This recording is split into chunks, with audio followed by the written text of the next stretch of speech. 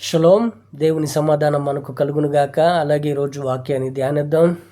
ఆదికాండము 1వ అధ్యాయము. ఆదికాండము 30 అధ్యాయాలు ధ్యానిద్దాం.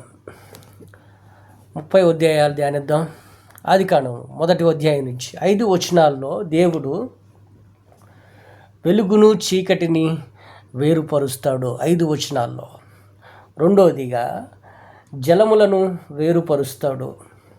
తర్వాత ఆరిన నేలను 9 నుంచి 13 వరకు ఆరిన నేలను,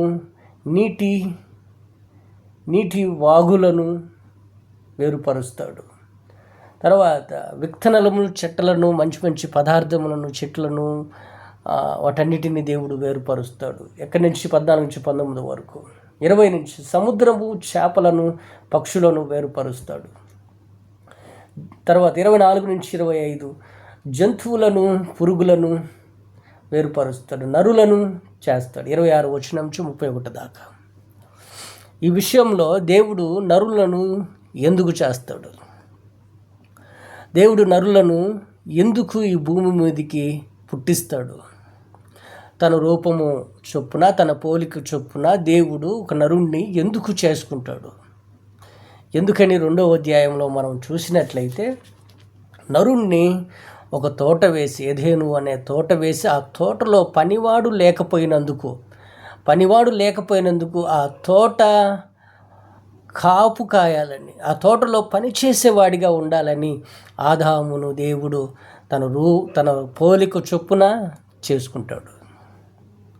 ఆ మాట మనం చదువుదాం. 5వ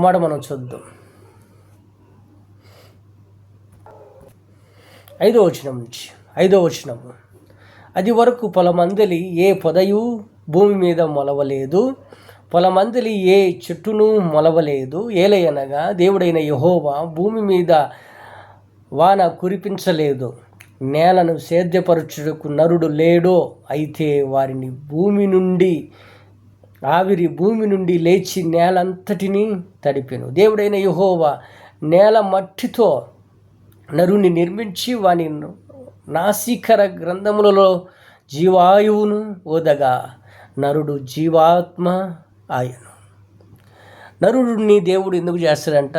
తన పోలిక చొప్పున, తన పనిముట్టుగా వాడబడతాడని, తన పనిముట్టుగా ఉంటాడని, తన పనివాడిగా ఉంటాడని, తన తోటలో ఒక పనివాడిగా తన చెప్పింది చేసుకుంటూ ఉంటాడని దేవుని నరుని నిర్మిస్తాడు. కానీ అలాగనే దేవుడు చేసిన మరొక పని అంటే ఒక్కడు ఉండలేడు కాబట్టి తనతో పాటు తన సాటి అయిన సహకారిని చేద్దామనుకుని స్త్రీని నిర్మిస్తాడు. వీళ్ళిద్దరూ ఏక శరీరం అని దేవుడు చెప్పినప్పుడు, ఆ చెప్పిన ప్రకారము జరుగుతున్నప్పుడు 3వ వచనంలో 3వ అధ్యాయంలో దేవుడైన యెహోవా చేసిన సమస్త భూజంతువులలో సర్పము యుక్తి గలదై ఉండెను. ఎవరంట?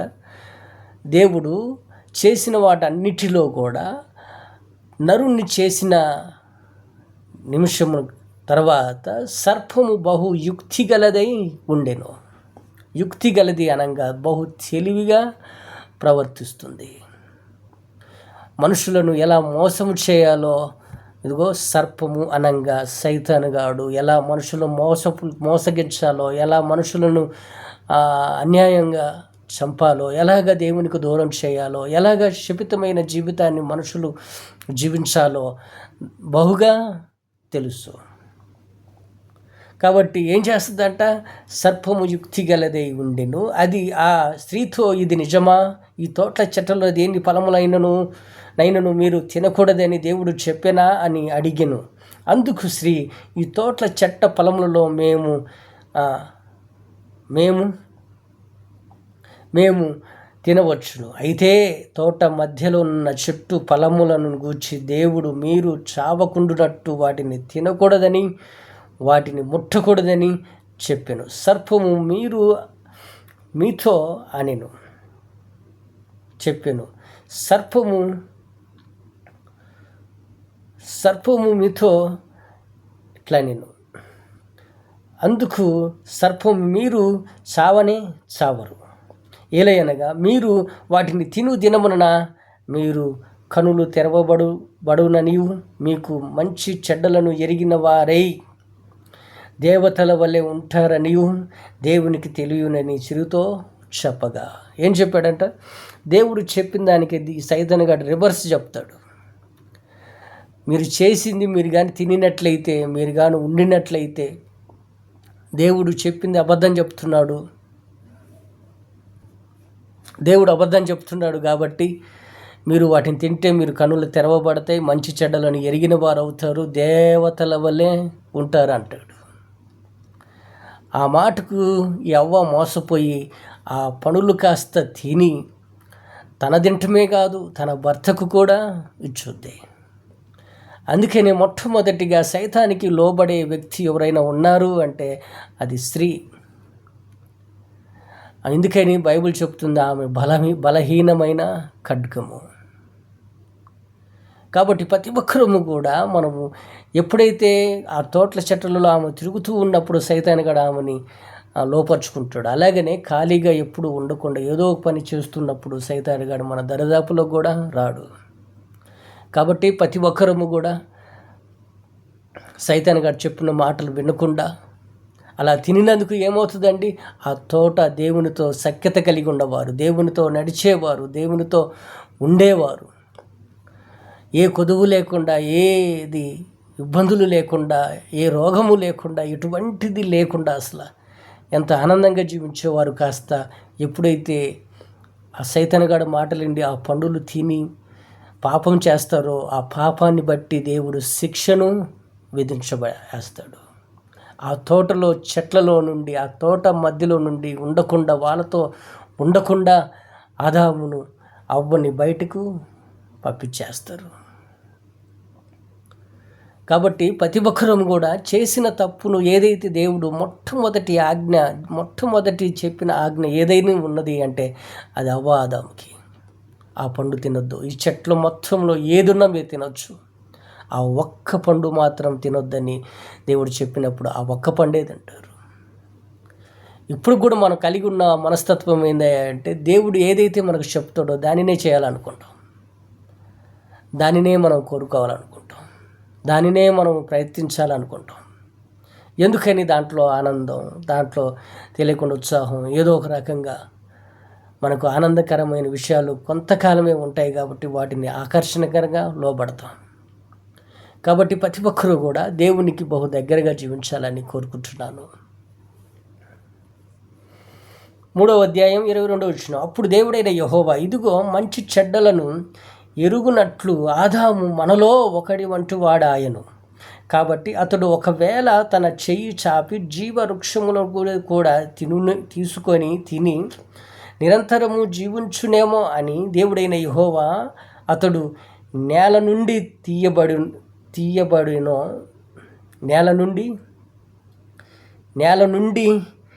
తీయబడినో దాన్ని సేద్యపరచుటకు ఏదోను తోటలో నుండి అతన్ని పంపివేసెనో.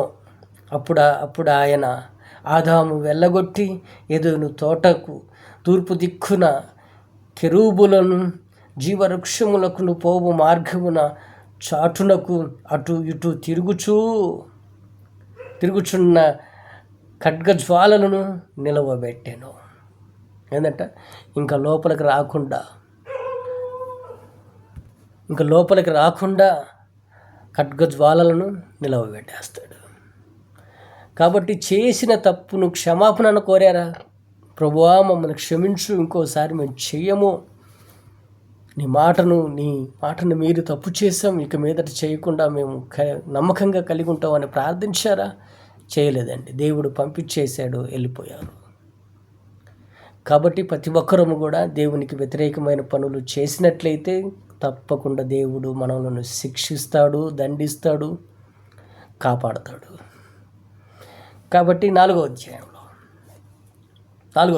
ఆదాము తన భార్య అయిన అవ్వను కూడినప్పుడు ఆమె గర్భవతిపై కయీనును కని యెహోవా దయ వలన నేను ఒక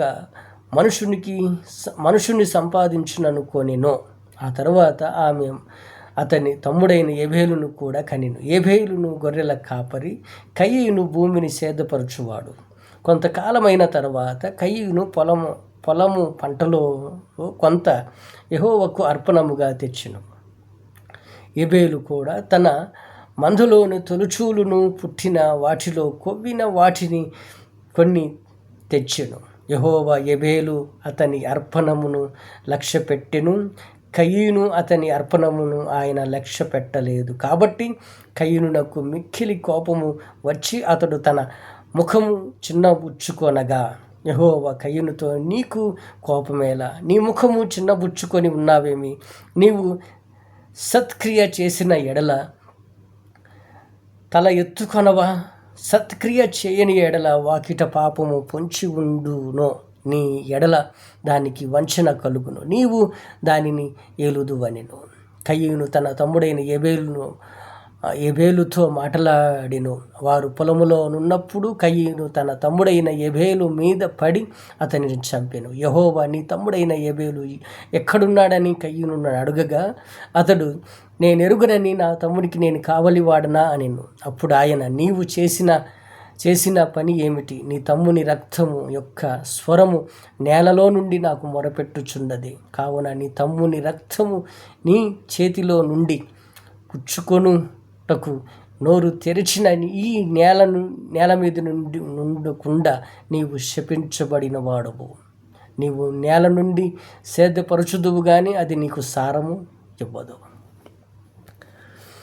రెండోది మనం నేర్చుకోవాల్సింది ఏంటంటే, దేవునికి అర్పించే విషయంలో దేవునికి ఏబేలు మనం అనుకుంటాము మనస్ఫూర్తిగా ఇచ్చే విషయంలో ఏబేలు దేవునికి బహు దగ్గరగా జీవిస్తాడు.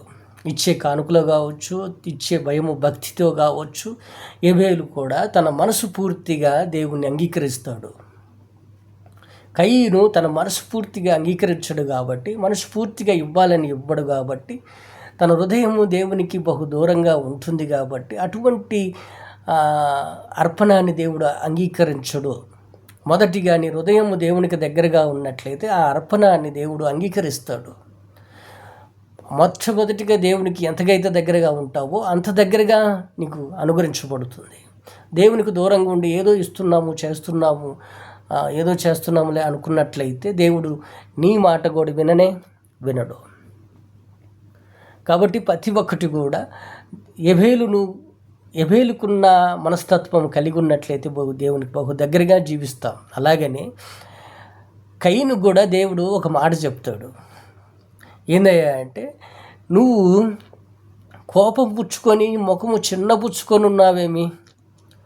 నువ్వు సత్క్రియ చేసిన ఎడల, మంచి మనస్తత్వంతో చేసిన ఎడల, మంచి అభిప్రాయంతో తలంపులతో చేసిన ఎడల నువ్వు కూడా తల ఎత్తుకోవా? ఎందుకు నీకు కోపమేలా? నువ్వు ఒకవేళ సత్క్రియ చేయని ఎడల అది నీ వాకిట పాపము పొంచి ఉండుద్ది. అది నిన్ను ఏలుతుంది, నువ్వు దాన్ని ఏలుతావు. ఏంటంట, నువ్వు ఎప్పుడైతే దేవునికి బహు దగ్గరగా జీవించలేకపోతావో, దేవుని దీవించకుండా నువ్వు అటు ఇటు తిరుగుతావో, నువ్వు చేసిన పనిని బట్టి, నువ్వు చేసిన తప్పును బట్టి నువ్వు శిక్షింపబడతావు.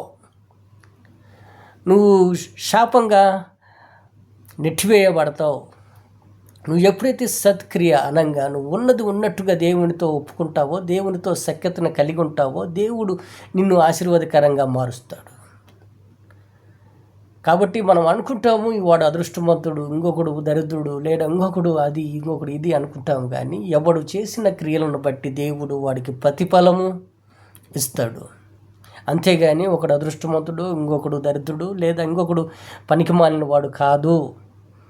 చేసిన ప్రతి పనికి దేవుడు ప్రతిఫలము ఖచ్చితంగా ఇస్తాడు.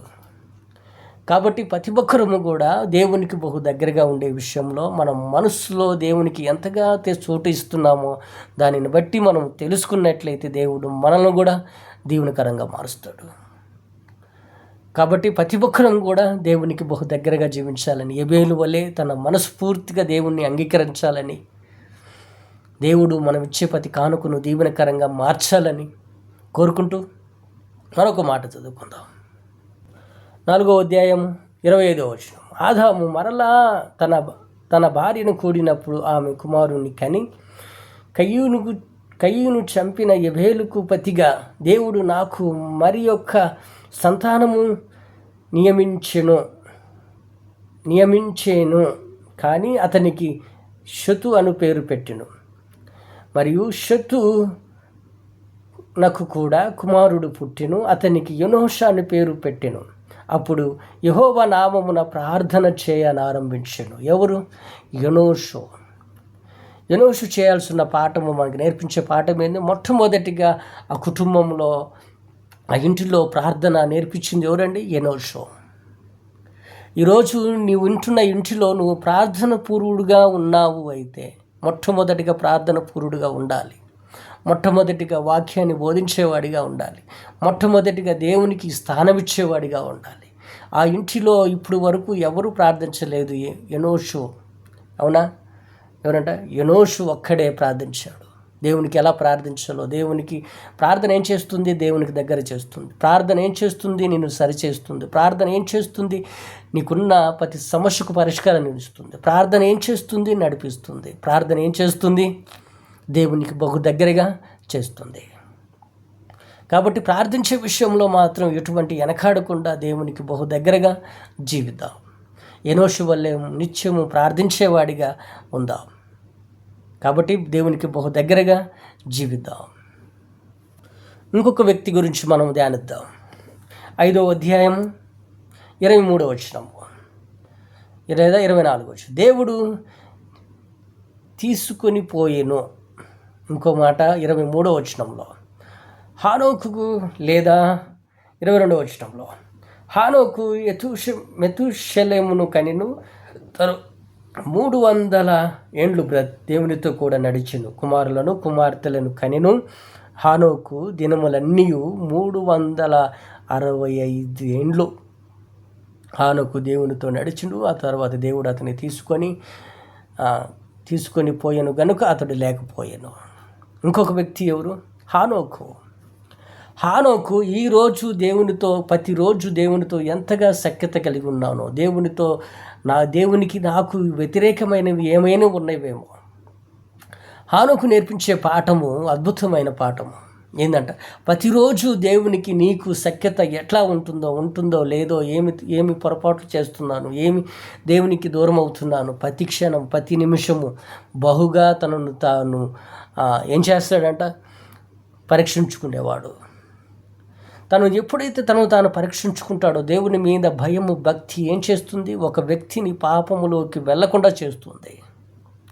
ఎప్పుడైతే దేవుని మీద భయము విడిచిపెడతామో, దానిని బట్టి దేవుడు మనకు భయాన్ని విడిచిపెడతామో, పాపం అనే విషయంలో మనం త్వరగా పడిపోతాం.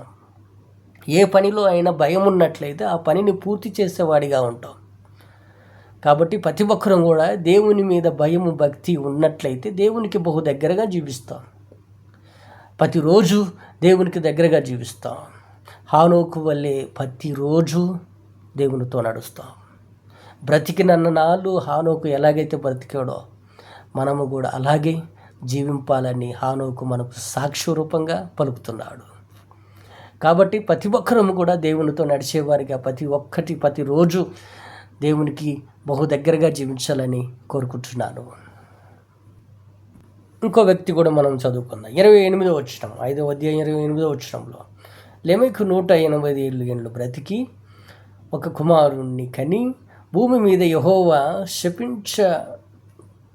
శపించినందువలన కలిగిన మనకు చేతుల కష్టమును విషయములలోను మనకు నెమ్మది, మన పని విషయములోను ఇతడు మనకు నెమ్మది కలుగు చేయననుకొని అతనికి నోహాహు అను పేరు పెట్టెను. ఎవరంటే ఆయన? నోహాహు కూడా ఏం చేశాడంటే సుమారుగా 500 ఏళ్ళు దేవునితో నడిచాడు. ఏనంతులు ఆ మాట చదువుదాం. 32వ వచనం. యెహోవా 500 ఏండ్లు గలవాడై షేమును హామును యాపేతును కనెను. 6వ అధ్యాయంలో నరులు భూమి మీద విస్తరించిన ఆరంభించిన తరువాత కుమార్తెలను వారికి పుట్టినప్పుడు దేవుని కుమారులు నరుల కుమార్తెలను చక్కని వారిని చూచి వారందరిలోనూ తమకు మనసుకు నచ్చిన స్త్రీలను వివాహము చేసుకొనొచ్చు. అప్పుడు యెహోవా నా ఆత్మ నరులతో ఎల్లప్పుడూ వారు తమ అక్రమము విషయములో నరమాంతులై ఉన్నారు. అయినను వారి దినములన్నీ మాట 20 గడలవునని. ఆ దినమున నెపేసీయులను వారి భూమిని మీద నుండి తర్వాత వారి నుండి దేవుని నరులకు కుమార్తెలతో పోయినప్పుడు వారి పిల్లలు కనిరి. పూర్వకాలమున పేర్లు పొందిన శూరులు వీరే. ఎవరంట? దేవుడు నోహాబుని చూసినప్పుడు నిందరహితుడై ఉన్నాడు.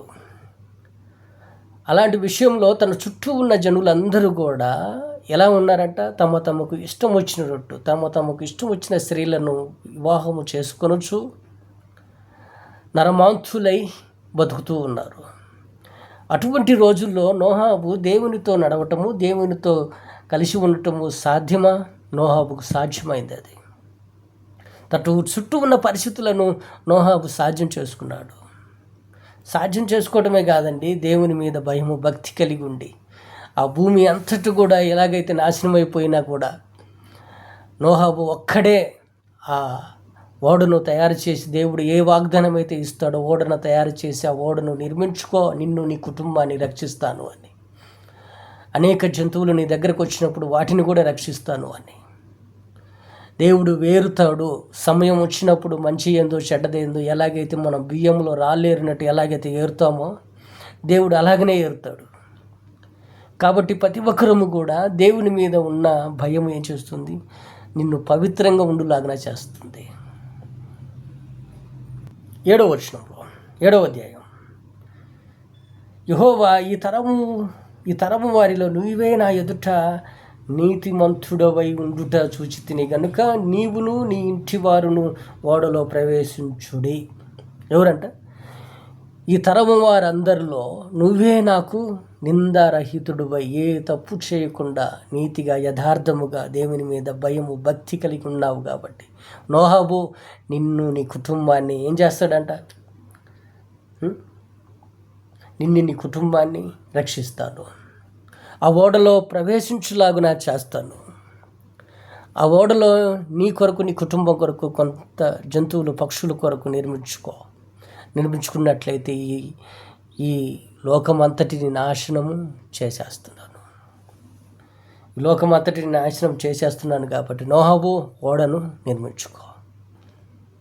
అలా ఓడ నిర్మించుకున్నప్పుడు ఓడ అంతటి కూడా ఆ సమయం అయినప్పుడు సుమారుగా 6-7 నెలలు అండి. సుమారుగా 7వ నెలలో వర్షాకాలం స్టార్ట్ అవుతున్న రోజుల్లో జలప్రలయం వచ్చి మనుషులందరినీ కూడా చచ్చిపోయినప్పుడు 7వ నెల కానించి 2వ నెల వరకు ఆ ప్రచండ వర్షము కురుస్తూ 40 రాత్రులు 40 పగళ్ళు వర్షము కురుస్తూ అట్నంతటిని కూడా నింపి పడేస్తుంది. శత్రువులు పక్షులేమి మనుషులేమి వాళ్ళందరూ కూడా మరణిస్తారు. కాబట్టి నోహాబు వల్లే దేవునితో కూడా నడుద్దాం. నోహాబు నడిచాడు, బాగానే ఉంది. మరి నోహాబు పడిన సంగతి ఏంటి? అది కూడా మనం చదువుదాం.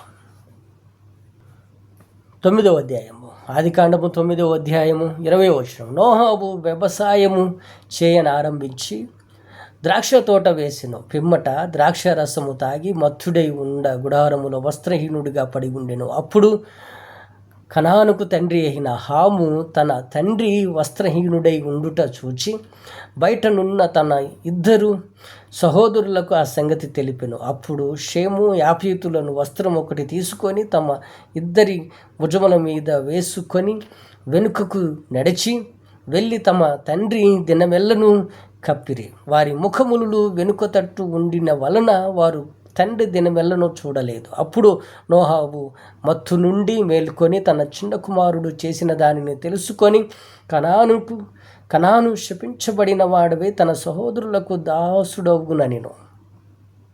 ఏదట? నీతిమంతుడు, యథార్థపరుడు, ఒక తరము అంతటిలో కూడా ఏ పాపము ఎరగకుండా నిందారహితుడై ఉన్నవాడు పడిపోయాడు. ఎలా పడిపోయాడు? ద్రాక్షరసము తాగి మత్తుడై బట్టలు ఒంటి మీద బట్టలు లేకుండా పడి ఉంటాడు ఇంట్లో. ఒక తాగుడు ఏం చేస్తుంది? హేళన చేస్తుంది. ఒక తాగుడు ఏం చేస్తుంది? దిగజారుస్తుంది. ఒక తాగుడు ఏం చేస్తుంది? సాక్ష్యాన్ని పాడు చేస్తుంది. ఒక తాగుడు ఏం చేస్తుంది? మనల్ని తలెత్తుకోలేకుండా చేస్తుంది. మన ఇంటి వాళ్ళ ముందే మనల్ని నీచుడుగా, హీనుడిగా చేస్తుంది. అనేకసార్లు మనం చూస్తాము, తాగిన వ్యక్తి ఏమవుతాడంట, తనకు వస్త్రాలు ఎటుపోతున్నాయో తెలియక ఇండ్లలో ఎలా పడితే అలా పండుకొని, కోడళ్ళు ఉన్నారు, కొడుకులు ఉన్నారు, మనవరాళ్ళు ఉన్నప్పుడు ఆయన వచ్చి అలా తాగి వస్త్రహీనుడిగా పడి ఉన్నప్పుడు నలుగురు చూస్తే ఏమంటారు? ఇచ్చిన విలువ, ఇచ్చిన ఆ గౌరవం పోగొట్టుకుంటాం. కాబట్టి ప్రతి ఒక్కరము కూడా నోహావు వల్లే చేసిన ప్రతి తప్పును చేయకుండా, మత్తుడై ఉండకుండా ఒళ్ళు దగ్గర పెట్టుకొని బ్రతకాలి. బిడ్డలు ఉన్నారని చెప్పి బహు జాగ్రత్త కలిగి జీవించాలి. అలా జీవించినట్లయితే నోహాబు ఎలాగైతే తనను పాడు చేసుకున్నాడో అలా పాడు చేసుకోకుండా భద్రపరచబడతాం. అలాగే కాదండి, ఆ విషయంలో చిన్న కొడుకు చేసిన పనికి, తండ్రి చేసిన తప్పుకు కుమారుడు శిక్షను పొందుకుంటాడు. ఇతను వస్త్రహీనుడిగా పడి ఉన్నాడని చెప్పి తన అన్నను పిలిచిన పాపానికి, దినమెల్ల వస్త్రహీనుడిగా ఉన్నప్పుడు చూసిన దానికి శపించి పడేస్తాడు. కాబట్టి మనం తెలుసుకోవాల్సినది ఏంటంటే, మనం ఏదైనా చూస్తున్నప్పుడు అపవిత్రమైన వాటిని చూడకూడదు. అపవిత్ర మనలను పరిచే వీడియోస్ కావచ్చు, ఫొటోస్ కావచ్చు, ఏ విషయంలో కావచ్చు, ఏ సంఘటన కావచ్చు, ఏ విషయంలో చూసే విధానంలో చెడ్డ వాటిని చూడకూడదు. ఎందుకని? హాము చేసిన దానికి శిక్షను పొందుకుంటాడు, శాపాన్ని కొని తెచ్చుకుంటాడు, బానిస బతుకుకు వాడిగా చేస్తాడు, వాళ్ళిద్దరు అన్నదమ్ములకి బానిసుడిగా ఉండులాగా చేస్తాడు. కాబట్టి దేవుడు కూడా నువ్వు చేసే ప్రతి పాపముని నేను చేస్తుంది, బానిసగా చేస్తుంది. నీ కుటుంబము, నీ కుమారులు, నీ కుమార్తెలు ఎవరైనా కావచ్చు, బానిసగా చేసి పడేస్తుంది. నువ్వు చేసే ప్రతి తప్పు నీ బిడ్డలకు శాపంగా మారుతుంది. తరతరాలుగా అదే విధానంగా చేసి పడేస్తుంది. కాబట్టి ప్రతి ఒక్కరూ కూడా హాము చేసిన పని చేయకుండా, ఎంతగా నీతిపరుడైనా పడిపోతాం అనే సాక్ష్యం రూపంగా తెలియచేస్తున్న నోహాబును బట్టి కూడా మనం జాగ్రత్త కలిగి జీవిద్దాం. అంతగా దేవునితో నడిచిన వాడు భూమి మీద అందరికంటే నీతిగా యథార్థంగా నిలిచబడిన వాడు పడిపోయాడు. ఈరోజు నేను పడిపోబోతున్న పెద్ద సమస్య కాదు, కానీ పడిపోకుండా నిలబడటానికి ఎలాగైతే నోహాబు ఎలాంటి శిక్షను తన కొడుకుకి శపితమైన వాడిగా చేస్తాడో అటువంటి మన బిడ్డలకి ఇవ్వకుండా ఉండటానికి జాగ్రత్త పడతాం. కాబట్టి నోహాబు జీవితం మనకెంతో బలపరుస్తుంది, స్థిరపరుస్తుంది, అలాగే హెచ్చరికతో కూడిన వాటిని కూడా తెలియచేస్తుంది.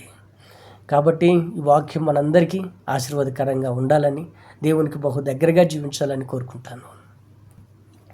అబ్రహాము నోహాబుకి 3 కుమారులైతే ఆ 3లో నుంచి అబ్రహాము ఎవరిలో నుంచి వస్తాడు? ఎవరిలో నుంచి ఆదాము అబ్రహాము వస్తాడో తెలుసా? షేము వంశము నుంచి అబ్రహాము వస్తాడు. ఎక్కడ? షేము నుంచి అబ్రహాము సంతానం కలిగి వస్తాడు. కాబట్టి అబ్రహాము తండ్రి పేరు ఏం పేరు అంటావు? ఆ మాట కూడా మనం చదువుదాం. 26. తేరాహు 77 ఏళ్ళు బ్రతికి అబ్రహామును, నాహోరును, హారానును కనిండు. ఎవరు? అబ్రహాము తండ్రి పేరు ఏమిటి? అబ్రహాము తండ్రి పేరు తేరాహు. షేము నుంచి తేరాహు సంతానము కలిగిన అబ్రహాము పుట్టుక జీవితము. అలాగనే అబ్రహాము కూడా దేవుడు ఏ స్థలమున దేవుడు దర్శిస్తాడో తెలుసా? ఆ మాట కూడా మనం చదువుదాం. 31వ వచనం. తేరాహు తన కుమారుడైన అబ్రహాము తన కుమారుని కుమారుడు అనగా హారాను కుమారుడైన లోతును, తన కుమారుడగు అబ్రహాము భార్య అయిన శారాను తన కోడలిని తీసుకొని కనానుకు వెళ్ళుటకు కదలీయులను ఊరిన పట్టణములో నుండి వారితో కూడా బయలుదేరి హారాను మటుకు వచ్చి అక్కడ నివసించిరి. తెరాహు బ్రతికిన దినములన్నీ 205 ఏళ్ళు. తెరాహు హారానులో మృతి పొందెను. 200 ఏళ్ళు. అలాగనే ఎక్కడ కలుసుకున్నాడు దేవుణ్ణి? ఎక్కడ కలుసుకున్నాడయ్యా అంటే హారానులో అబ్రహాము ఉన్నప్పుడు, తన కుటుంబ సభ్యులతో అందరితో కలిసిమెలిసి ఉన్నప్పుడు అబ్రహాముని దేవుడు పిలుస్తాడు. ఏమని వస్తారా? 12వ వచనంలో, యెహోవా నీవు లేచి నీ దేశము నుండి, నీ బంధువుల యొద్ద నుండి, నీ తండ్రి ఇంటి నుండి బయలుదేరి నేను నీకు చూపించు దేశమునకు వెళ్ళుము. నిన్ను గొప్ప జనముగా చేసి నిన్ను ఆశీర్వదింతును, నీ నామం గొప్ప చేయుదును, నీవు ఆశీర్వాదముగా ఉందువు. నిన్ను ఆశీర్వదించు వారిని ఆశీర్వదించదును, నిన్ను దూషించు వారిని దూషించదును. భూమి యొక్క సమస్త వంశములన్నీ నీ యందు ఆశీర్వదింపబడుదురని అబ్రహాముతో చెప్పగా, యెహోవా అతనితో చెప్పిన ప్రకారము అబ్రహాము చేయలెను. ఏమన్నాడంట? ఎవరో తెలియదు, ఎలా మాట్లాడుతున్నాడో తెలియదు. ఒక అతను వచ్చి ఏదో మాట్లాడి చెప్పంగానే గుడ్డిగా నమ్మేసి చేసేస్తాడండి. అబ్రహాంకున్న విశ్వాసము మనకు కనీసం కొంచెం ఉన్నా దేవుడు మన జీవితాలను మార్చగలడు. ప్రతిరోజు దేవుని వాక్యం మనతో మాట్లాడుతుంది. ప్రతిరోజు దేవుడు నిన్ను సరిచేసుకునే అవకాశం దేవుడు ఇస్తూనే ఉన్నాడు. ప్రతిరోజు నువ్వు చేసిన ప్రతి తప్పును బట్టి దేవుడు నిన్ను గద్దిస్తూ ఉంటాడు. కానీ అబ్రహాము జీవితంలో దేవుడు మొట్టమొదటిగా చెప్పినప్పుడు ఎమ్మటే వెళ్ళిపోతాడండి. నేను చూపించు దేశానికి నువ్వు వెళ్ళమనంగానే వెళ్ళిపోతారు. కానీ అబ్రహాము విశ్వాసము అడుగుపెట్టిన ప్రతి స్థలమున దేవుడు అతనిని కాపాడుతూ ఉంటాడు. కాబట్టి మన జీవితంలో కూడా అబ్రహాం చేసిన ప్రతి దానిని బట్టి దేవుడు అతనిని బహుగా ఆశీర్వాదకరంగా మారుస్తాడు. ఆ మాట కూడా మనం చూద్దాం. మళ్ళీ దేవుడు ప్రత్యక్షమై అబ్రహాముతో మాట్లాడతాడు. ఏం మాట్లాడతాడు? అది కూడా 7వ వచనంలో, యెహోవా అబ్రహామునకు ప్రత్యక్షమై నీ సంతానమునకు ఈ దేశమును ఇచ్చేదని చెప్పగా అతడు నీ సంతానమును ఈ దేశం ఇచ్చేదని చెప్పగా అతడు తనకు ప్రత్యక్షమైన యెహోవాకు ఒక బలిపీఠమును కట్టెను. అక్కడి నుండి వాళ్ళు బయలుదేరి బెతేలుకు తూర్పునున్న కొండకు చేరి, పడమటనున్న బెతేలునకు తూర్పునున్న హాయికి మధ్య గుడారము వేసి అక్కడ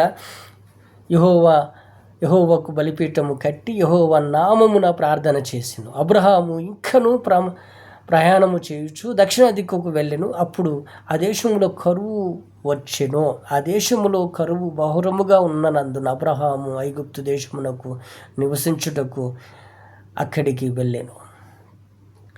అబ్రహాము ఎప్పుడైతే దేవునికి వెళుతూ ఉంటాడో, ప్రయాణాలు చేస్తూ ఉంటాడో, ఆ ప్రయాణం చేస్తూ ఉన్న సమయంలో హఠాత్తుగా కరువు వచ్చినప్పుడు, కష్టం వచ్చినప్పుడు, బహుగా ఇబ్బందులు కలిగినప్పుడు ఐగుప్తు దేశానికి వెళ్ళాలని అనుకుంటాడు.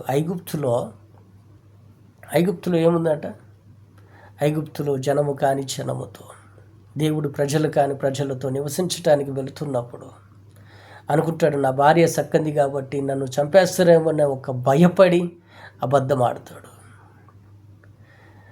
దేవుడు తన పక్షాన ఉండగో ఇప్పుడు వరకు నన్ను కాపాడుకుంటూ వస్తున్నాడు అని తెలిసి కూడా తనకున్న ఇబ్బందులను బట్టి, పరిస్థితులను బట్టి అబద్ధం ఆడి తన భార్యను కూడా నా భార్య కాదు అని చెప్పుకునే విధానంగా, దిగజారిపోయే విధానంగా చేస్తుంది. ఏమిటి? కరువు, కష్టము. మన జీవితంలో కూడా ఏ కష్టం వచ్చినా కూడా, ఏ ఇబ్బంది వచ్చినా కూడా అబద్ధాలు ఆడటానికి ముందే ఉంటాం. దేవుడు చెప్పిన ప్రతి మాటను కూడా నమ్ముతూనే ఉంటూనే, విశ్వాసంతో కలిగి ఉంటూనే, కొన్నిసార్లు కష్టం వచ్చినప్పుడు, బాధ వచ్చినప్పుడు, ఇబ్బంది వచ్చినప్పుడు, అన్ని విషయాల్లో దేవుడు మనకు తోడుగా ఉంటున్నప్పుడు, ఎన్ని ఇబ్బందులు వచ్చినా దేవుడు తొలగిస్తూ ఉన్నప్పుడు, దేవుడు మనల్ని ఎంతగానో ప్రేమిస్తున్నప్పుడు, అన్నీ చేస్తున్నప్పటికీ కొన్నిసార్లు కష్టం వచ్చినప్పుడు, కొన్నిసార్లు ఇబ్బంది వచ్చినప్పుడు, కొన్నిసార్లు రోగం వచ్చినప్పుడు, అన్ని విషయాల్లో మనం బలంగా ఉన్నవారు, అటువంటి సమయంలో కూడా మనము బలహీనులుగా మారిపోతాం. కాబట్టి అబ్రహాం చూసి నేర్చుకోవాల్సింది ఏంటంటే, కష్టం వచ్చినప్పుడు, బాధ వచ్చినప్పుడు తన తప్పిపోతాడు. తన తప్పిపోయినప్పుడు ఏం పొందుకుంటాడో తెలుసా? తన భార్యని వేరే వాడి ఇంట్లోకి పంపించుతాడు. ఏం చేస్తుంది కరువు? నిన్ను దిగజారి చేస్తుంది. ఏం చేస్తుంది కష్టము? నిన్ను హీనుడిగా చేస్తుంది. ఏం చేస్తుంది? నిన్ను చేతగాని వాడిగా చేస్తుంది. కాబట్టి దేవునికి బహు దగ్గరగా చెబుద్దాం. అబ్రహాము భయపడుతూ వెళ్ళినప్పటికీ అక్కడున్న పరిస్థితులన్నింటినీ కూడా ఫరోకు ఆజ్ఞాపించి అక్కడున్న జనులందరికీ ఇబ్బందులు, కష్టాన్ని కొని తెచ్చుకునేలాగానే చేస్తాడు.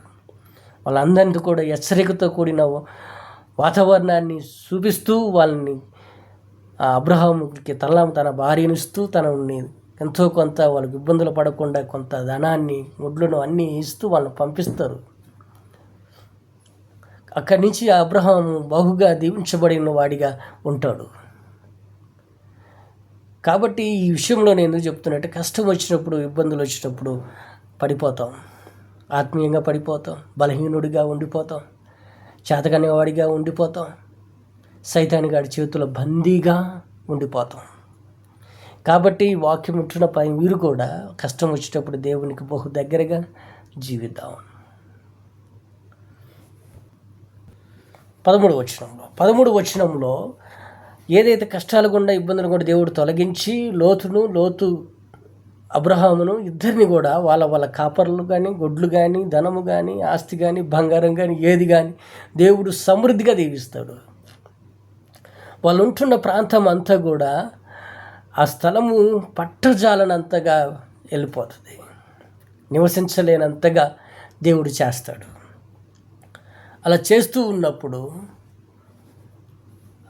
ఈ లోతు కాపరులకు, అబ్రహాము కాపరులకు గొడవలు వచ్చినప్పుడు అబ్రహాము సమాధాన పడతాడండి. ఇదిగో నువ్వు నేను బంధువులము, నువ్వు నాకు కుమారుడు లెక్క ఉన్నావు, నా అన్నదమ్ముడు లెక్క ఉన్నావు, కాబట్టి నీకు తూర్పుకి వెళ్ళినట్లయితే నేను పడమటికి వెళ్తాను, నువ్వు పడమటి దిక్కు వెళ్తే నేను తూర్పు వెళ్ళిపోతాను, నువ్వు ఎటు వెళ్ళిపోతే అటుకు నేను వెళ్ళిపోతా, కాబట్టి నీకు నాకు గొడవలు అవసరం లేదు. ఎంత సమాధాన పడతాడండి. లోతుకున్న చిన్న ఇంగిత జ్ఞానము అప్పుడు దాకా తనని ఎంతగానో కాపాడుకుంటూ కష్టాల్లో, ఇబ్బందులు అన్నింటిలో తనను కూడా కుమారుడిగా, కుమార్తెగా చూసుకుంటూ, తనతో పాటు తన కోడల్ని కూడా చూసుకుంటూ వస్తూ ఉన్న అబ్రహామును విడిచిపెట్ట వెళ్ళటానికి లోతుకు ఏందంట, డబ్బు, ధనము, ఆస్తి, అహంకారం, వీటన్నిటిని కూడా ఏం చేస్తున్నాయి, లోతుని దూరం చేసి పడేసాయి. లోతును దూరం చేసి పడేయటమే కాదండి, తన తలెత్తు చూసినప్పుడు సుధోమ అనే పట్టణము అగపడిందంట. అది బహు యెహోను తోట వల్లే, దేవుని తోట వల్లే అగపడిందట. ఆ మాట మనం చదువుదాం. సొదొమ గొమొర్రా అను పట్టణములను నాశనము చేయక మునుపు సోయారు వచ్చు వరకు అదంతయు యెహోవా తోట వలె ఐగుప్తు దేశము వలె, అదంతయు యెహోవా తోట వలె ఐగుప్తు దేశముల వలెను నీళ్లు పారు దేశమై ఉండెను. కాబట్టి లోతు తమకు యోర్దాను ప్రాంతం అంతటిని ఏర్పరచుకొని తూర్పు ప్రయాణమై చేసిన అటు వారు ఒకరికి ఒకరు వేరై పోయారు. ఏం చేశాడంటే లోతు కనపడుతున్న దాన్ని చూశాడు, తన కళ్ళకు కనపడిన దాన్ని చూశాడు, వెళ్ళిపోయాడు. అబ్రహాం అలా అడగలేదండి. ప్రభువా నన్ను ఏం చేయమంటావు, నన్ను ఎటు వెళ్ళమంటావు, ఏ ప్రాంతానికి వెళ్ళమంటావు? దేవుని మీద మోకాల మీద అడిగి ప్రార్థన చేసి ఎటు వెళ్ళమంటాడో అటు దేవుడు చూపించిన దారికే అబ్రహాము వెళ్తాడండి. అలా వెళ్ళటమే కాదు, దేవుడు అంటాడు, నువ్వు నలుదిక్కులో చూడు, నేను నలుదిక్కుల నిన్ను ఆశీర్వాదకరంగా మారుస్తాను, నీ కుమారులకు, నీ సంతానమునకు ఈ దేశం అంతటిని ఇస్తాను. అంతగా దేవుడు అతన్ని బలపరుస్తాడు. లోతుకేమో ఉన్న ధనాన్ని బట్టి, డబ్బును బట్టి ఇంకా గొప్పవాడు అవ్వాలని చెప్పి ఉన్నదానిని చూసుకుంటూ వెళ్ళాడు.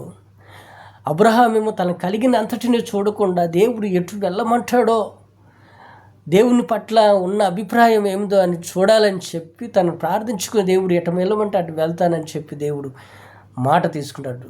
అతను చూసినప్పుడు ఒకవైపే చూశాడు. దేవుణ్ణి అడిగినప్పుడు నలుదిక్కుల అతనికి నెమ్మదిని దయచేశాడు.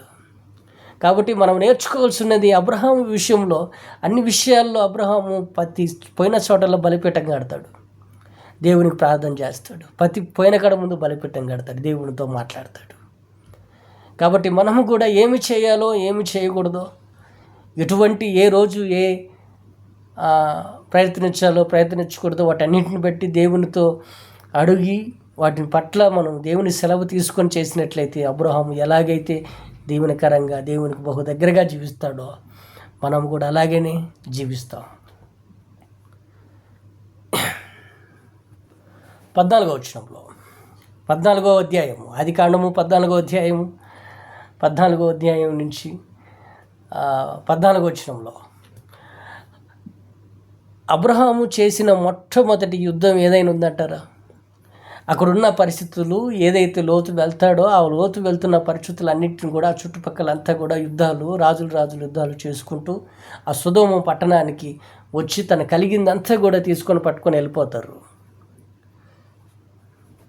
ఆ పట్టణాన్ని అంతా కూడా తీసుకొని వెళ్ళిపోయినప్పుడు అబ్రహాముకి తన భార్యను కావచ్చు తన బిడ్డలను అంతా తీసుకొని వెళ్ళినప్పుడు అబ్రహాముకి అది తెలిసినప్పుడు అబ్రహాం ఏం చేస్తాడో తెలుసో సుమారుగా ఆ మాట మనం చదువుదాం. 14వ వచనము అబ్రహాము తన తమ్ముడు చెరపట్టబడినని విని ఇంట పుట్టిన అలా పరచుబడిన 388 మందిని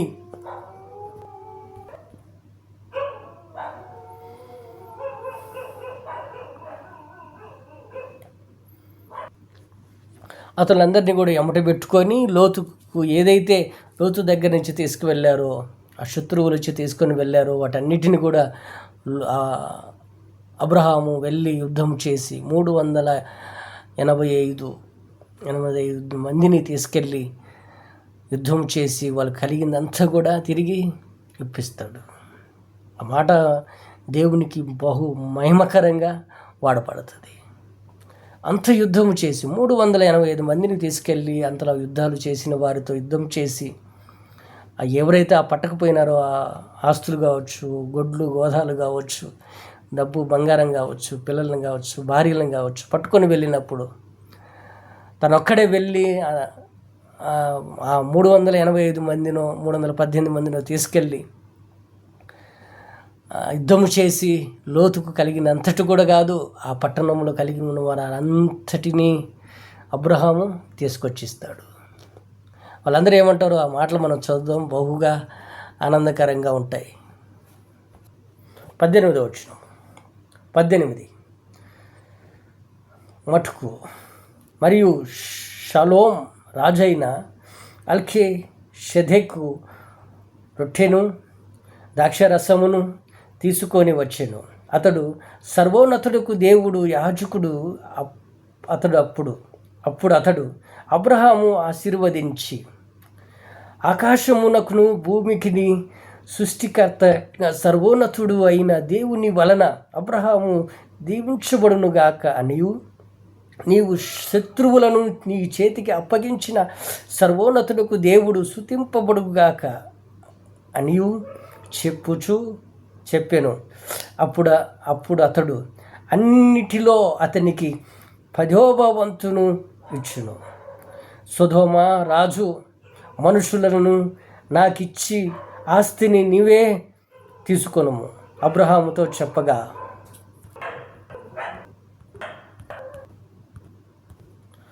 అబ్రహాము నేనే అబ్రహామును ధనవంతునిగా చేసితనని నీవు చెప్పుకుంటున్నట్లు ఒక నూలు పోగైనను చెప్పుల వారైనను వాటిలో ఏదైనాను తీసుకొననని ఆకాశమునకు భూమికిని సృష్టికర్త అయిన సర్వోన్నతుడుకు దేవుడు యెహోవా ఎదుట నా చెయ్యి ఎత్తి ప్రమాణము చేసి ఉన్నాను. అయితే ఈ పొడుచువారు భుజించినది తప్ప నాతో కూడా వచ్చిన ఆలే ఎర్కోలు మ్రమోలు అను వారికి ఏ భాగములు ఇవ్వాలో ఆయా భాగములు మాత్రమే వారిని తీసుకొని ఇమ్మని సొదొమ రాజుతో చెప్పాను. ఏం చేశాడంట దావీదు? సొదొమ పట్టణాన్ని మొత్తం కూడా ఏరే రాజు ఎత్తుకెళ్ళిపోయినప్పుడు, ఆ పట్టణాన్ని అంతా కూడా దోచుకొని పోయినప్పుడు అబ్రహాము మాత్రమే అంతమందిని ఓడించి వాళ్ళు ఏదైతే పట్టకపోయారో వాటన్నిటిని తీసుకొచ్చి ఆ పట్టణంలో వారందరికీ ఇచ్చేసారండి. ఒక్క నూలు పోగైనా తీసుకోవాలా? ఎందుకు చెప్పు? దేవుడు అబ్రహాం అంటాడు, నువ్వు అబ్రహాముని ధనవంతుణ్ణి చేసినావని నువ్వు చెప్పుకోవటం కాదు, నా దేవుడు నన్ను ఆశీర్వదించాలి. ఎంత గొప్ప మాట అండి. దేవుడు నన్ను ఆశీర్వదించాలి, మనుషుల సహాయంతోనూ మనుషుల జాలితోనూ మనుషులు చేసే పనులను బట్టి నేను ఆశీర్వదించబడను. దేవుడు నన్ను దీవిస్తేనే నేను ఆశీర్వాదకరంగా మారుతాను. అక్కడ అంతగా పొగుడుతూ ఉన్నప్పుడు, దేవుణ్ణి అంతగా మహిమకరంగా ఆ సొదొమ పట్టణపు రాజు అంతగా పొగుడుతూ ఉన్నప్పుడు, అంతగా దేవుణ్ణి ఘనపరుస్తున్నప్పుడు ఎంత ఆనందం అండి. కాబట్టి ఈరోజు మనం చేయాల్సినది, ఏమున్నా ఏమి లేకపోయినా దేవుణ్ణి ఘనపరిచేవారిగా, దేవునికి బహు దగ్గరగా జీవించేవారిగా ఉందాం. కాబట్టి ప్రతి ఒక్కరము కూడా దేవునికి బహు దగ్గరగా జీవిద్దాం. ఒక మనిషి ఆధారం వల్ల కాకుండా దేవుని మనల్ని ఆశీర్వదిస్తాడు అని చెప్పి నమ్మి నిర్భయముగా జీవిద్దాం. మరొక మాట చదువుకుందాం. బహు దగ్గరగా, దేవునికి బహు దగ్గరగా జీవిద్దాం. దేవుడి 15వ అధ్యాయం, ఆదికాండము 15వ అధ్యాయంలో దేవుడు తన సంతానము లేదు, దేవుడు అంటాడు ఆ మాట. ఇవి జరిగిన తర్వాత యెహోవా వాక్యము అబ్రహామునకు దర్శనమందు వచ్చి, అబ్రహాము భయపడకము, నేను నీకు కేడమును నీకు బహుమానమును అధికము అవుగునని చెప్పాను. అందుకు అబ్రహాము, ప్రభు అయిన యెహోవా నాకేమి ఇచ్చినా ఏమి సంతానము లేని వాడనై ఉంటిని. దేవుడు ఈ మాట అన్నప్పుడు తనకు ఏదైతే జరగబోతుందో, ఏదైతే రాబోయే తన తరము అనంగా రాబోయే తన బిడ్డలకు కూడా ఏమి జరగబోతుందో, ఎలాంటి పరిస్థితులు గుండా వెళ్ళబోతున్నారో, నువ్వు ఎలా మరణిస్తావో, నువ్వు మరణించిన తర్వాత నీకు కళ్ళకు కట్టినట్టుగా అబ్రహాముకి దేవుడు వాక్యరూపంగా తెలియచేస్తాడు. అలా తెలియచేయటమే కాదండి, ఉన్నది ఉన్నట్టుగా చెప్పే విధానంగా అసలు ఆ విషయాలు మనం చదువుకుంటేనే మంచిది. చదువుదాం. 10వ వచనం. అతడు అవన్నీ తీసుకొని వాటిని నడుమునకు ఖండించెను. దేని ఖండినమును వాటి ఖండముగా ఎగురున ఉంచగా గద్దలు ఆ కళేబరములను వాటి చుట్టూను. 12వ వచనంలో, పొద్దుగూకుండగా పోయినప్పుడు అబ్రహాముకు గాఢ నిద్ర కలుగజేసి భయంకరమైన కటిక చీకటి అతనికి కమ్మగా, ఆయన నీ సంతానమును తమది కాని పరదేశమందు నివసించి ఆ దేశము వారికి దాసులుగా ఉందురు. ఆ దేశము వారికి వారు దాసులుగా ఉందురు. 400 ఏండ్లు వీరిని శ్రమ పెట్టెదరు. తెలుసా, నిర్గమకాండంలో ఫరో ఐగుప్తు దేశంలో ఉన్న దేవుడు ఇశ్రాయేలు ప్రజలు సుమారుగా 400 సంవత్సరాలు దాసులుగా ఉండేట్లాగా చేస్తాడు.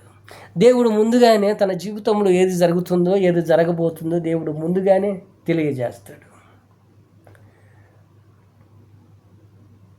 అటువంటిది మనం కూడా దేవుణ్ణి, మనకు ఉన్నదంటే మన జీవితము ముందుగానే మనకి ఏం చేస్తున్నాడో, ఏం చేయగలుగుతున్నాడో దేవుడు మనకు కూడా చెప్తాడు. ఎప్పుడు దేవుని మాట వినేవారిగా. అబ్రహాముని మనం చూస్తూ ఉన్నప్పుడు ఇప్పుడు వరకు సుమారుగా 4-5 అధ్యాయాల నుంచి మనం చదువుతూ వస్తున్నాం. ఈ 4-5 అధ్యాయాలు అబ్రహాము ఎప్పటికి కూడా మాట తప్పలా. దేవుడి చెప్పినట్టు చేస్తున్నాడు. దేవుణ్ణి అడిగే విషయంలో అడుగుతున్నాడు, విశ్వాసంతో అడుగుతున్నాడు, విశ్వాసంతో నమ్ముతున్నాడు, విశ్వాసంతోనే ప్రతిఫలము పొందుకుంటున్నాడు.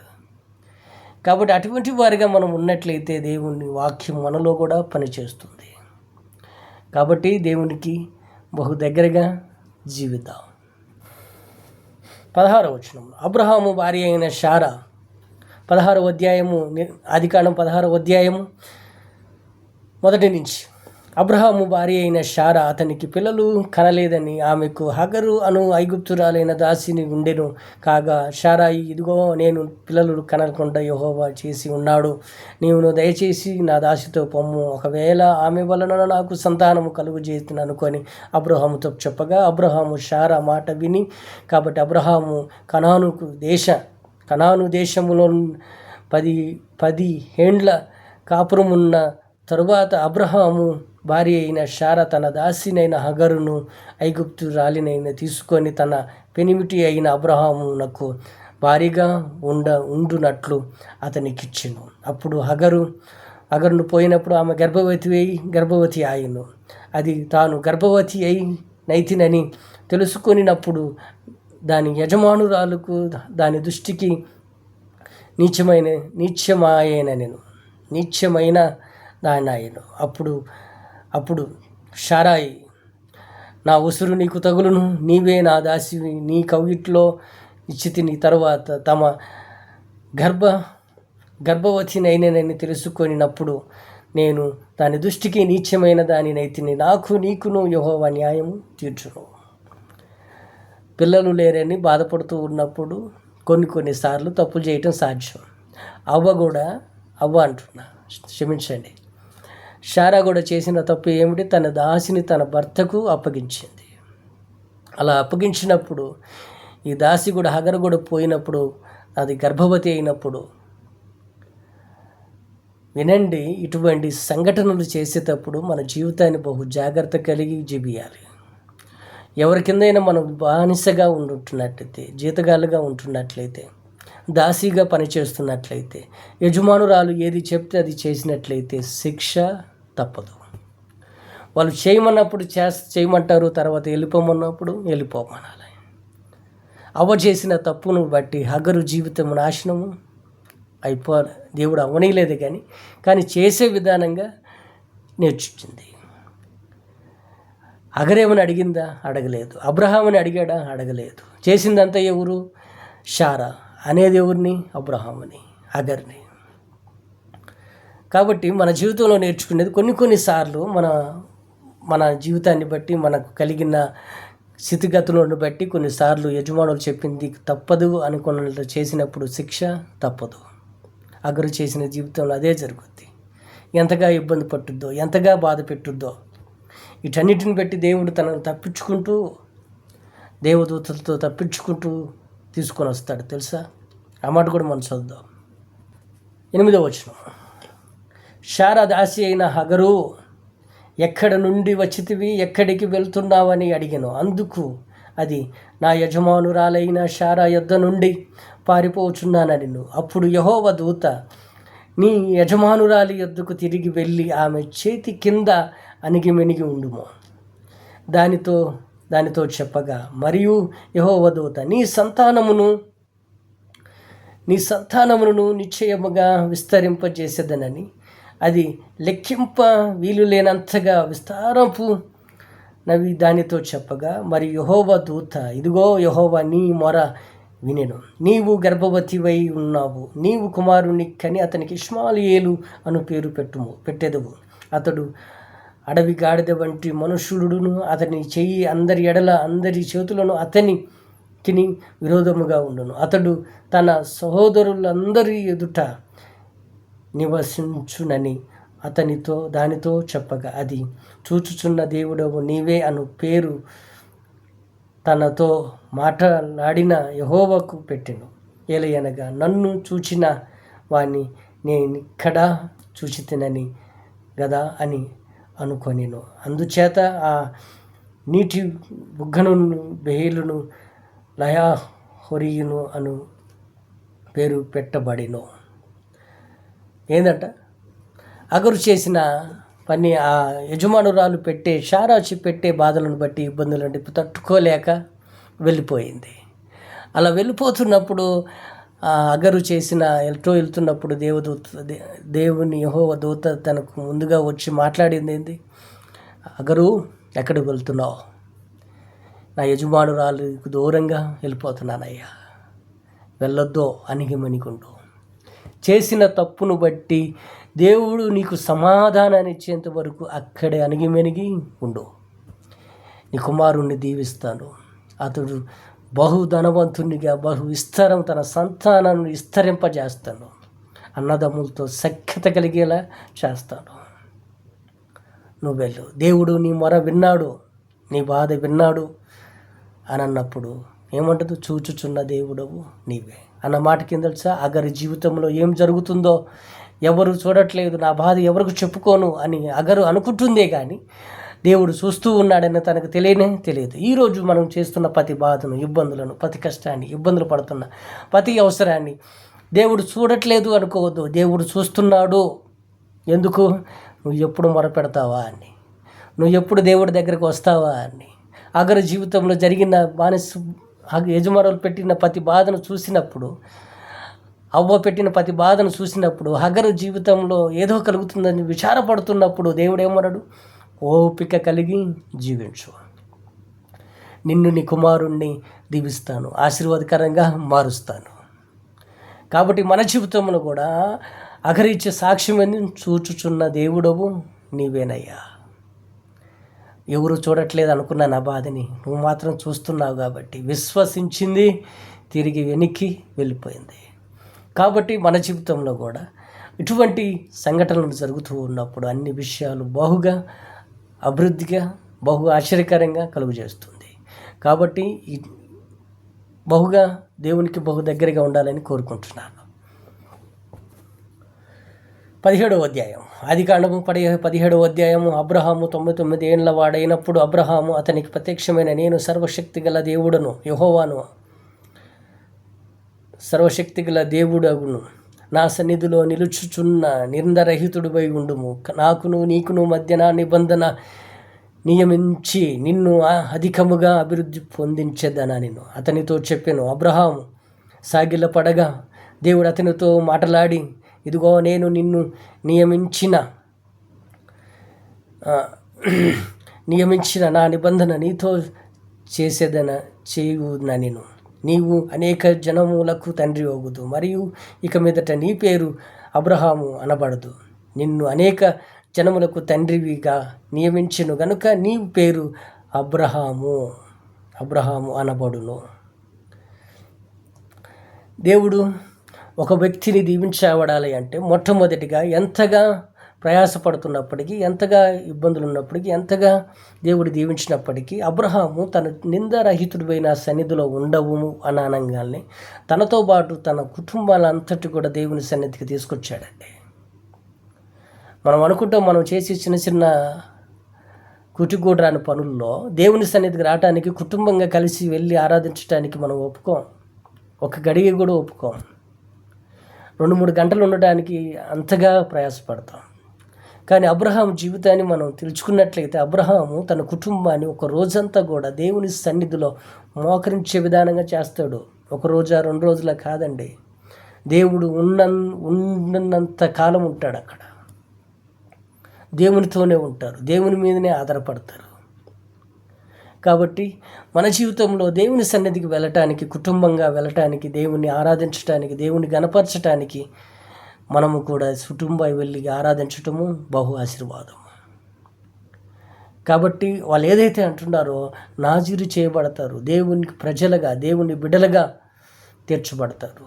తనతో ఉన్న వాళ్ళు అబ్రహాము కుటుంబం కావచ్చు, బిడ్డలు కావచ్చు, భార్యలు కావచ్చు, దాసులు కావచ్చు, దాసీలు కావచ్చు, ప్రతి ఒక్కరు కూడా నాజీరు చేయబడతారు. ప్రతి పురుషుడు నాజీరు చేయబడతారు.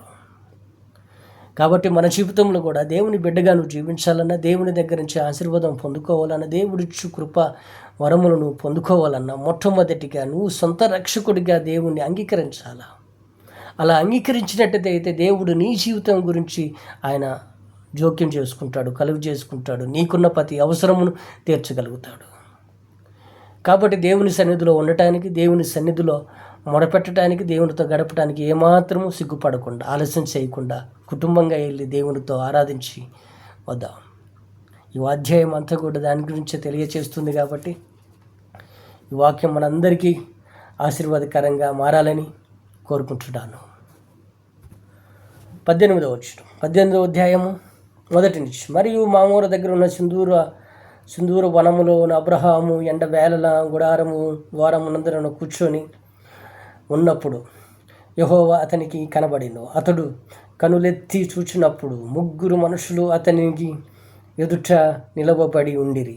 అతడు వారిని పిలిచి వారిని చూసి గుడారమును వాకిటి నుండి వారిని ఎదుర్కొనిటకు పరుగెత్తి వెళ్ళుటకును వంగి ప్రభువా, నీ కటాక్షము నా మీద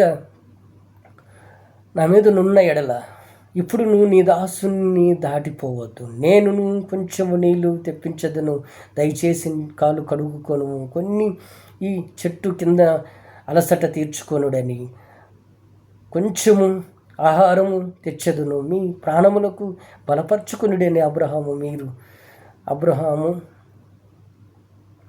ప్రాణమును బలపరుచుకునుడిన తర్వాత మీరును వెళ్ళవచ్చని ఇందు నిమిత్తము కదా మీ దాసుని యుద్ధకు వచ్చితిరని వారు నీవు చెప్పినట్లు చేయమనగా అబ్రహాము గుడారమునకు నన్ను శారా వద్దకు త్వరగా వెళ్ళి నీవు త్వరపడి 3 మానికల పిండిని తెచ్చి పిసికి రొట్టెలను చేయమని చెప్పాను. మరియు అబ్రహాము పశువులను మందలకు పరుల ఎత్తి అక్కడ మంచి లేత దూడను తెచ్చి ఒక పనివానికి అప్పగించును. వాడు దానిని త్వరగా సిద్ధపరచును. తర్వాత దూడను తెచ్చి వారి ఎదుట పెట్టి వారు భోజనము చేయుచుండగా వారి యొద్ద ఆ చెట్టు కింద నిలుచుండెను. వారు అతనితో నీ భార్య అయిన శారా ఎక్కడనున్నది? అతడు ఇదిగో గుడారంలో ఉన్నదని చెప్పగా అందుకు ఆయన ఇక మీదట ఈ కాలము మొదలుకొని నీ కాలము నీ యొద్ద నుండి నిశ్చయముగా మరలా వచ్చేదరు. అప్పుడు నీ భార్య అయిన శారా నీకు కుమారుని కనుగొనని ఆమెతో చెప్పాను. ఈ మాట మనం ఎందుకు చదువుతున్నామని అంటే దేవుడు ఇచ్చే ప్రతి మాట ఆత్మీయతలో కలిగి ఉన్న అద్భుతమైన నాకు ఇష్టమైన అధ్యాయం. ఆదికాండంలో ఇష్టమైన అధ్యాయం. బైబిల్ మొత్తంలో కొన్ని అధ్యాయం నచ్చుతేయలేదు, కానీ ఈ అధ్యాయం మాత్రం బహుగా నాకు ఇష్టమైన అధ్యాయం. అతడు చూడంగానే ఆ దైవ సేవకుల దేవదూతలను చూసినప్పుడు, ఆ మనుషులను చూసినప్పుడు త్వరగా వెళ్ళి వాళ్ళని తీసుకొని వచ్చి ఆత్మీయంగా వాళ్ళకి వండి పెడతాడు, ఆత్మీయంగా వాళ్ళని చూసుకుంటాడు. కడుపారతిని మంచిగా వారిని దేవుని బిడ్డలకు వారికి ఎంతగా అయితే సేవ చేయాలో, ఎంతగా అయితే వాళ్ళని చూడాలో అంతగా చేస్తాడు. అంతగా చేసినప్పుడు అబ్రహాముని చూసినప్పుడు ఆశ్చర్యవేస్తాడండి. అంత ప్రేమ, అంత దేవుని బిడ్డల మీద దేవుడు అంటే భయము, భక్తి, దేవుడు అంటే ప్రేమ క్రియల్లో చూపుతాడు. అబ్రహాం కలిగి ఉన్న అంత ప్రయాస కూడా దేవుడు నిజంగా సంతోషపడతాడు. అలా చూసి సొదొమ పట్టణాన్ని నాశనం చేయాలని వాళ్ళు వెళ్తూ ఉన్నప్పుడు ఆ గుడారంలో వెలుపట కూర్చున్నప్పుడు వాళ్ళకి ఎదురైనప్పుడు వాళ్ళని తీసుకొని వస్తాడు. సాధారణంగా వీళ్ళు పోయేది సొదొమ పట్టణాన్ని నాశనం చేయటానికి. అక్కడున్న ప్రజలు బహు నరమాంతులై అసలు పాపమును చేయుటూ బహు విస్తారసరంగా జీవిస్తున్నారని దేవుడు ఆ దూతలను పంపిస్తాడు. అలా దూతలను పంపించేటప్పుడు వీళ్ళు అక్కడికి వెళ్ళాల్సినప్పుడు అబ్రహాం ఎదుర్కొని వచ్చి అక్కడ అలసట తీర్చుకోమంటాడు. వీళ్ళు తిరిగి వెళ్ళేటప్పుడు ఏమంటారో తెలుసా? ఆ మాట కూడా మనం చదువుతాం.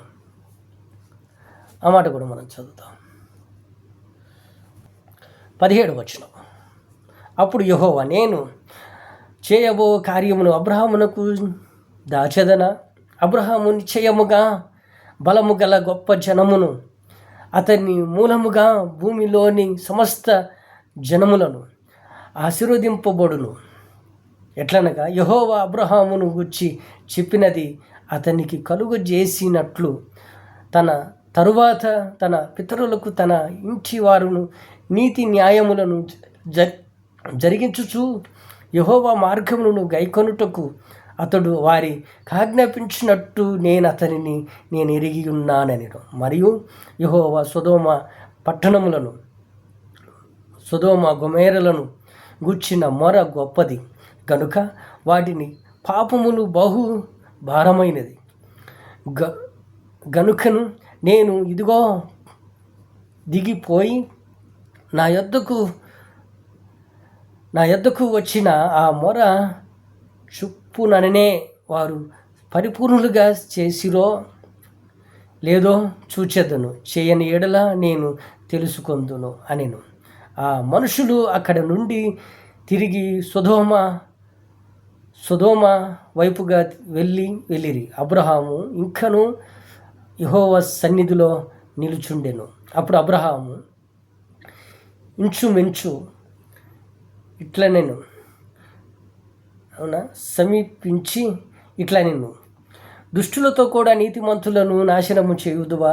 ఆ పట్టణములో ఒకవేళ 50 మంది నీతిమంతులు ఉండిన ఎడల ఆ పట్టణంలో ఉన్న 50 మందిని నీతిమంతుల నిమిత్తము ఆ స్థలమును నాశనము చేయక కాయవా? ఆ చొప్పుననే చేసి దుష్టులతో కూడా నీతిమంతులను చంపుట నీకు దూరమవుగునుగాక. నీతిమంతులను దుష్టులతో సమానముగా ఎంచుట నీకు దూరమవుగునుగాక. సర్వలోకమునకు తీర్పు తీర్చువాడు న్యాయము చేయడా అని చెప్పినప్పుడు యెహోవా సొదొమ పట్టణములో 80 మంది నీతిమంతులు నాకు కనబడిన ఎడల వారిని బట్టి ఆ స్థలము అంతటినీ కాయకుందునెను. అందుకు అబ్రహాము, ఇదిగో ధూళినయ్యా, బూడిదనైనా నేను ప్రభువుతో మాట్లాడ తెగించుచున్నాను. 50 మందిలో నీతిమంతులలో ఒకవేళ 5 తక్కువైనందున ఆ పట్టణమంతయు నాశనము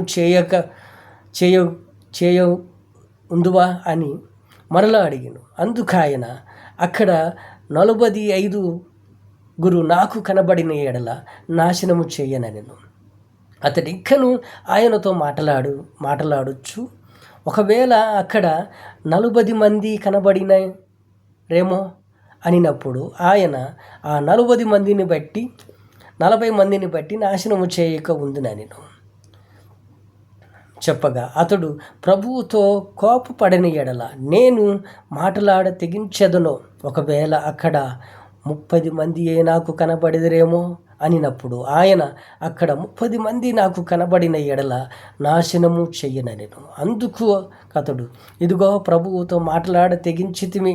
ఒకవేళ అక్కడ 20 మంది కనబడదురేమో అని అన్నప్పుడు ఆయన, ఆ 20 మందిని బట్టి నాశనము చేయకుందుననగా, అతడు ప్రభువు కోపపడిన ఎడల నేను ఇంకొక మారే మాట్లాడేదను.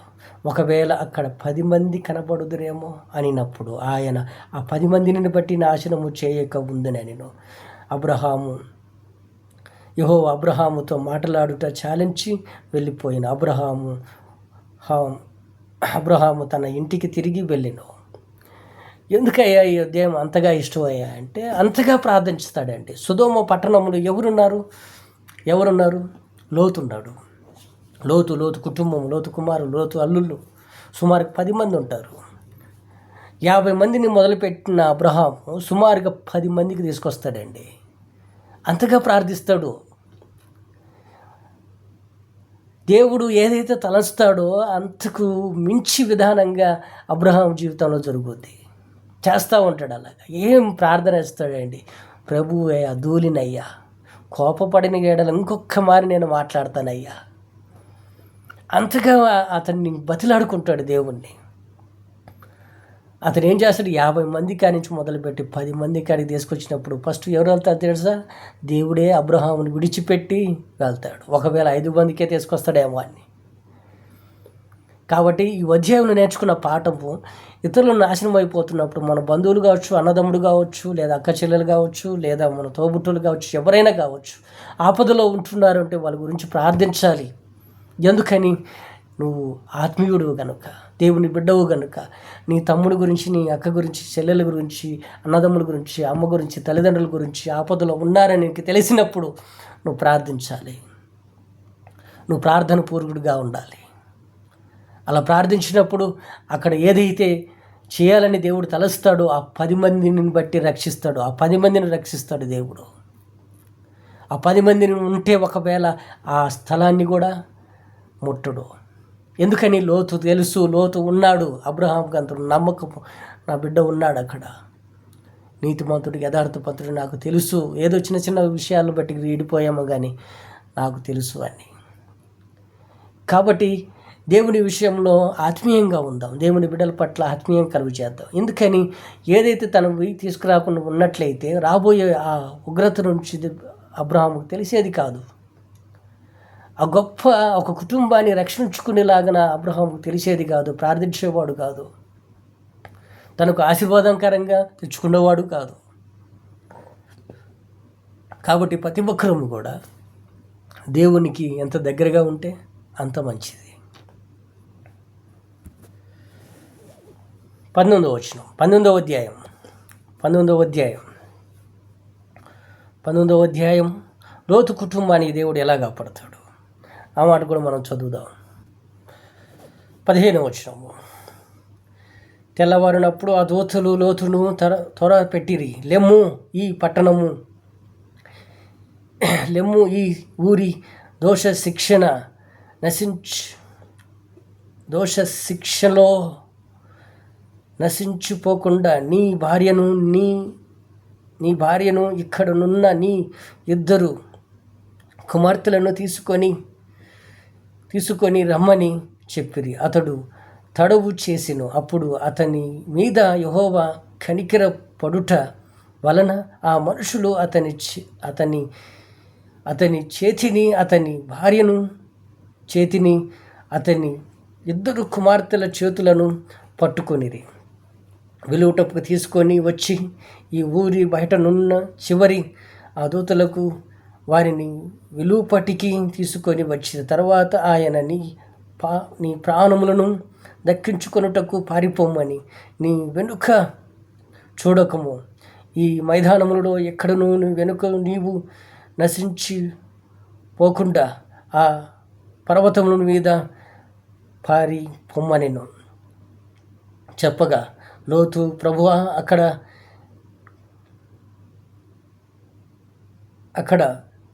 అని చెప్పి దేవుడు ఏదైతే సొదొమ పట్టణానికి నాశనం చేయాలనుకుంటాడో ఆ దూతలు వచ్చి లోతు కుటుంబాన్ని బలవంతము చేసి, ఆ లోతు కుటుంబం వస్తూ ఉన్నప్పుడు తన భార్య ఉప్పు స్తంభం అయింది.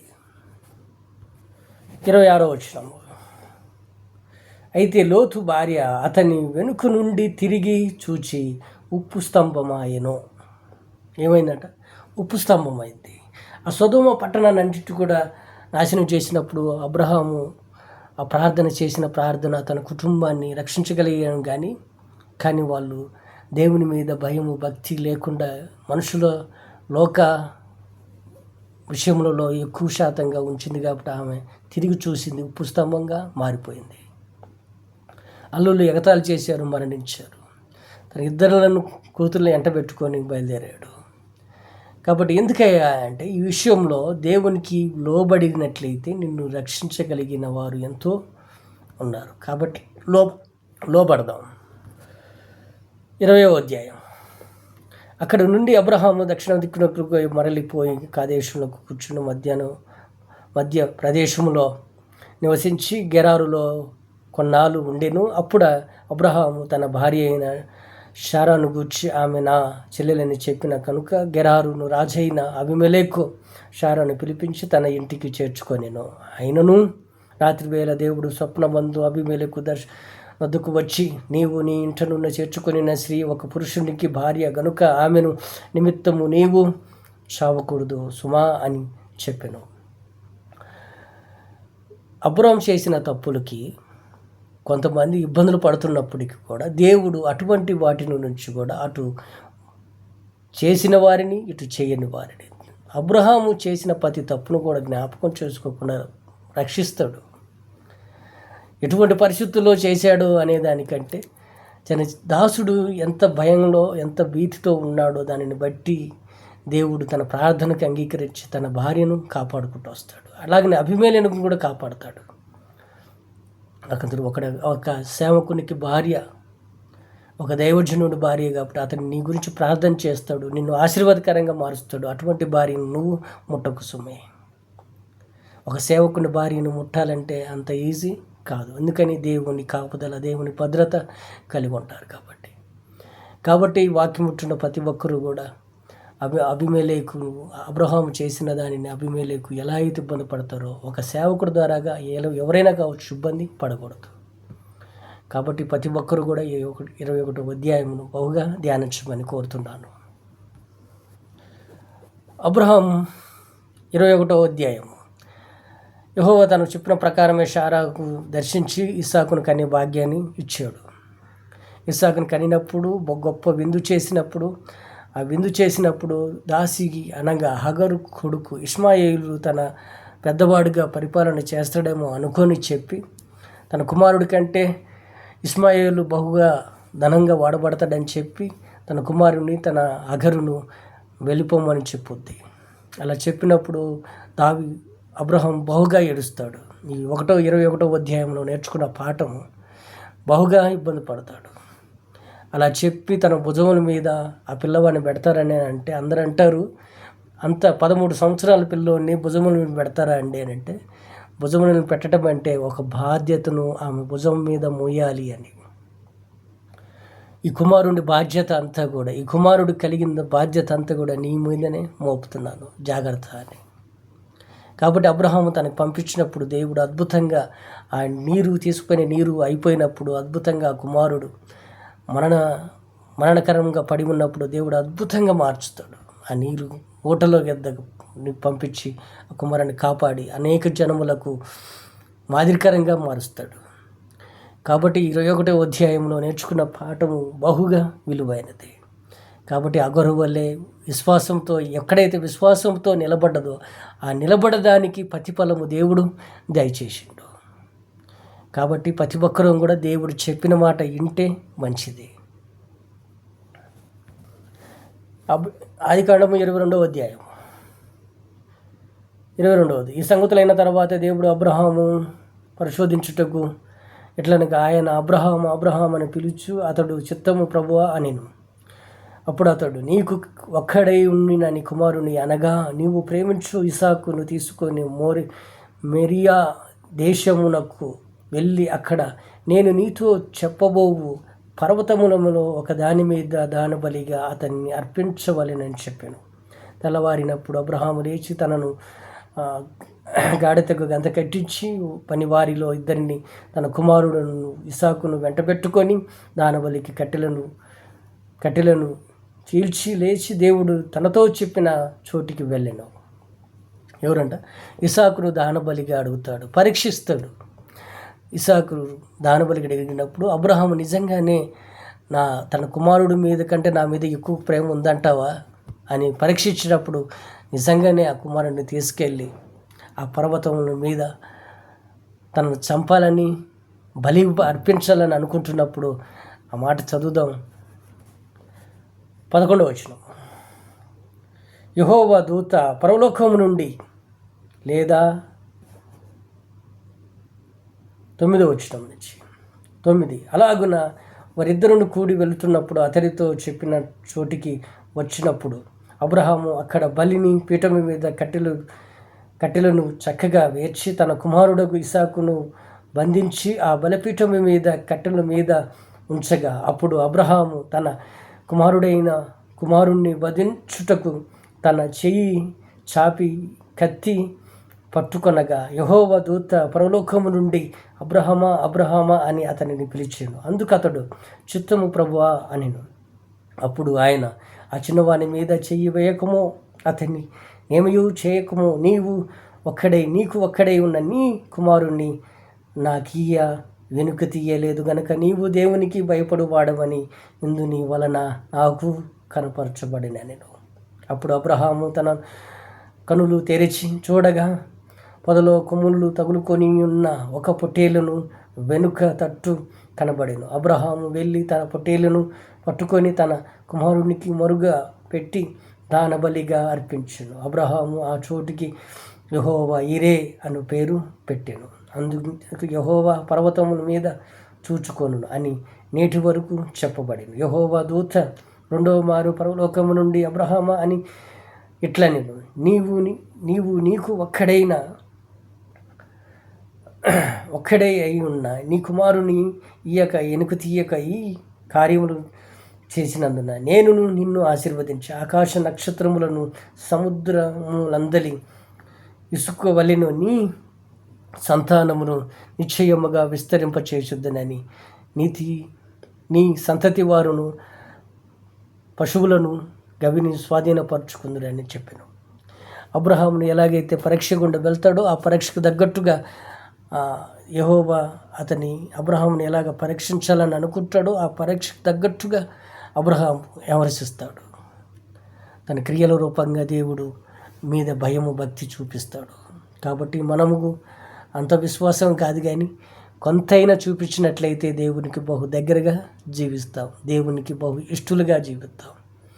కాబట్టి ఈ వాక్యం ఉంటున్న ప్రతి ఒక్కరూ కూడా ఆ తర్వాత ఇసాకు పెళ్లి చేయాలనే ఆలోచనలు కలిగి ఉన్నప్పుడు వాటన్నిటిని బట్టి 23వ అధ్యాయంలో చూద్దాం. 23వ అధ్యాయం మొత్తం కూడా శారా మరణాన్ని గుర్చే తీర్చుద్ది. శారా జీవించిన కాలము అనగా శారా బ్రతికిన ఏళ్ళు 127 27 షారా కనానుకు దేశమందలి హెబ్రోను కిర్యాతంలో మృతి పొందెను. అప్పుడు అబ్రహాము షారా నిమిత్తము అంగలార్చుడు. షారా ఈ బ్రతికిన దినములు తనకు ఒక స్థలమును అడిగి ఆ స్థలాన్ని కొని ఆ స్థలములో తనకు ప్రత్యేకముగా బహు విలువైన స్థలాన్ని కొని అక్కడ పాతి పెట్టబడతారు. కాబట్టి ఈ అధ్యాయం అంతా కూడా షారా గురించే ఉంటుంది. కాబట్టి నెక్స్ట్ 24వ వచనం, 24వ అధ్యాయం. అబ్రహాము దాసుడైన తన దాసుడిని ఎలా గురించి మాట్లాడతాడో తన కుమారుడికి 24వ అధ్యాయం అంతా కూడా తన కుమారుడికి దాసుడిగా తన కుమారుడికి పెళ్లి చేయాలని, అమ్మాయిని చూడాలని, తనకి చక్కనైన జతను సమకూర్చాలని చెప్పి తన బంధువుల యొద్దకు తన దాసుడిని పంపిస్తాడు. అలా పంపించినప్పుడు ఆ దాసుడు చేసిన ప్రార్థన, అక్కడ జరుస్తున్న బహు సంఘటనలను ధ్యానిద్దాం.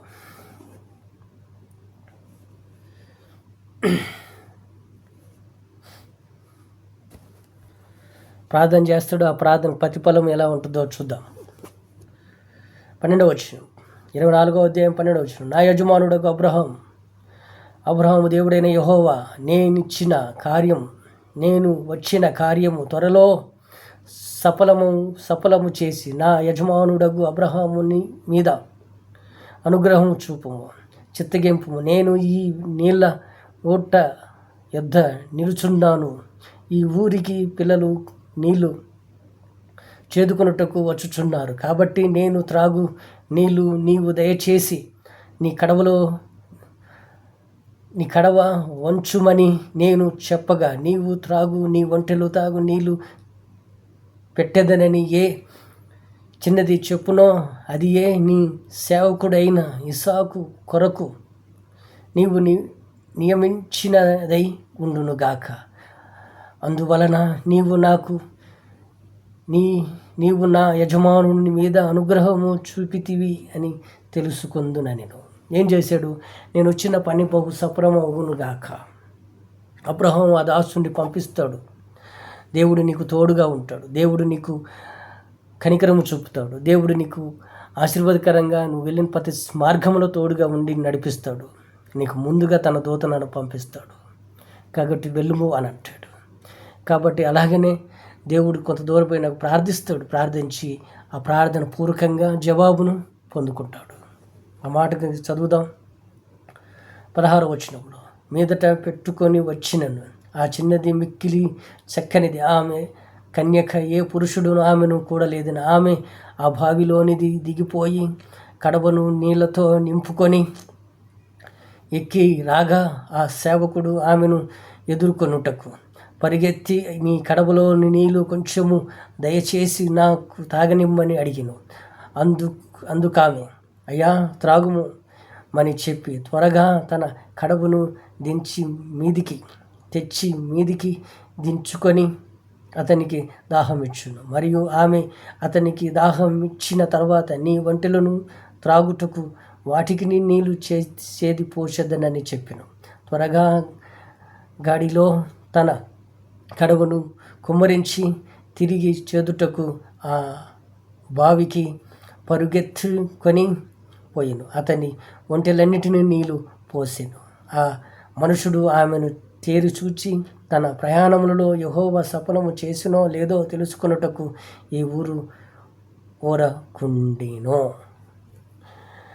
ఏదైతే దాసుడు ప్రార్థిస్తాడో తన యజమానుడికి ఒక మంచి చక్కని భార్యను చూడాలని చెప్పినందుకు అతను చేసిన ప్రార్థనకు జవాబు వచ్చినప్పుడు, మీకు తెలుసా ఆమె చేసిన గొప్ప పరిచర్య ఏందో తెలుసా?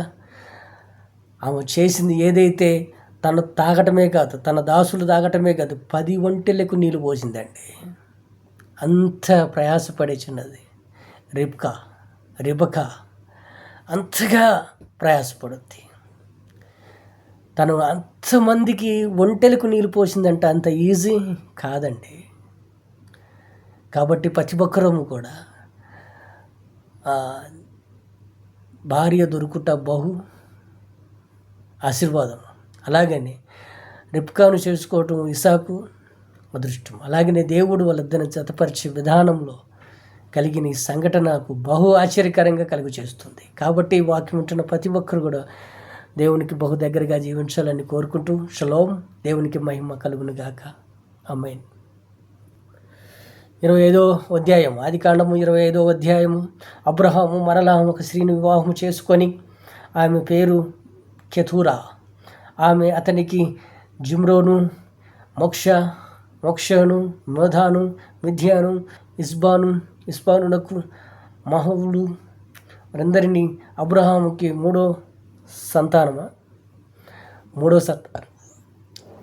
ముగ్గురు భార్యలు అబ్రహాముకి. ఈ ముగ్గురు భార్యలు మూడో ఆమెకి కలిగిన సంతానం. హాము తమకు కలిగినట్టు యావత్తును ఇస్సాకుకి ఇచ్చెను. అబ్రహాము తమ కలిగినంతటి అబ్రహాంకి ఇచ్చెను. తన ఉపపత్తుల కుమారులను బహుమానములను ఇచ్చి తాము సజీవుడై ఉండగానే తమ కుమారుడగు ఇస్సాకు నొద్ద నుండి తూర్పు దేశమునకు వారిని పంపివేసిన. అబ్రహాము బ్రతికిన సంవత్సరములు 175.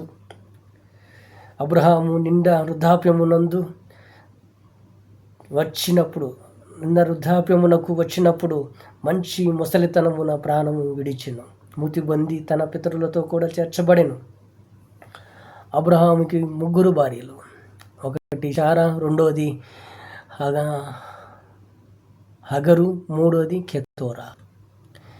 ముగ్గురు సంతానాలు అబ్రహాం భార్యలు. ఈ ముగ్గురు అబ్రహాం భార్యలు. వీళ్ళు ముగ్గురికి పుట్టిన అబ్రహాము సంతానం. కాబట్టి వాళ్ళందరినీ కూడా తీసుకొని వచ్చినప్పుడు వాళ్ళందరినీ కూడా బహుగా ఆశీర్వాదకరంగా దేవుడు మారుస్తాడు. అలాగని తను పాతిపెట్టే విధానంలో అబ్రహాముని తన అన్న ఇస్మాయిల్ కూడా వచ్చి తన తల్లికి తన తండ్రి సమాధి చేసి వెళ్ళిపోతారు. కాబట్టి ప్రతి ఒక్కరము కూడా అబ్రహాము దీవించబడ్డాడు అంటే అంత ఈజీ కాదు. కాబట్టి ఈ వాక్యం మనందరికీ ఆశీర్వాదకరంగా మారాలని కోరుకుంటున్నాను. అదే 20వ అధ్యాయంలో కుమారులు కూడా పుడతారు. ఆ మాట కూడా మనం చదువుదాం. అబ్రహాము కుమారుడగు ఇస్సాకు వంశవళి ఇది. అబ్రహాము ఇస్సాకును కనిను. ఇస్సాకు పదనారములలో నివసించి సిరియు వాడైన బెతుయేలు కుమార్తెయును, సిరియు వాడైన బతేలు కుమార్తె అయిన సిరియు వాడైన లాబాను సహోదరి అయిన రిబ్కాను పెళ్లి చేసుకున్నప్పుడు 40 సంవత్సరముల వాడు. ఇస్సాకు భార్య గొడ్రాలు గనుక అతడు ఆమెను విషయమై యెహోవాకు వేడుకొనిను. యెహోవా అతని ప్రార్థన వినెను గనుక అతని భార్య అయిన రిబ్కాను గర్భవతి ఆయను. ఆ గర్భములో శిశువులు ఒకనితో ఒకడు పెనుగులాడిరి గనుక ఆమె ఇలాగైతే నేను బ్రతుకునని ముందే అనుకొని ఈ విషయమును యెహోవా అడుగుదును అనుకొని అప్పుడు యెహోవా ఆమెతో ఇట్లనెను, నీ 2 జనములలో నీ గర్భములో కలవు 2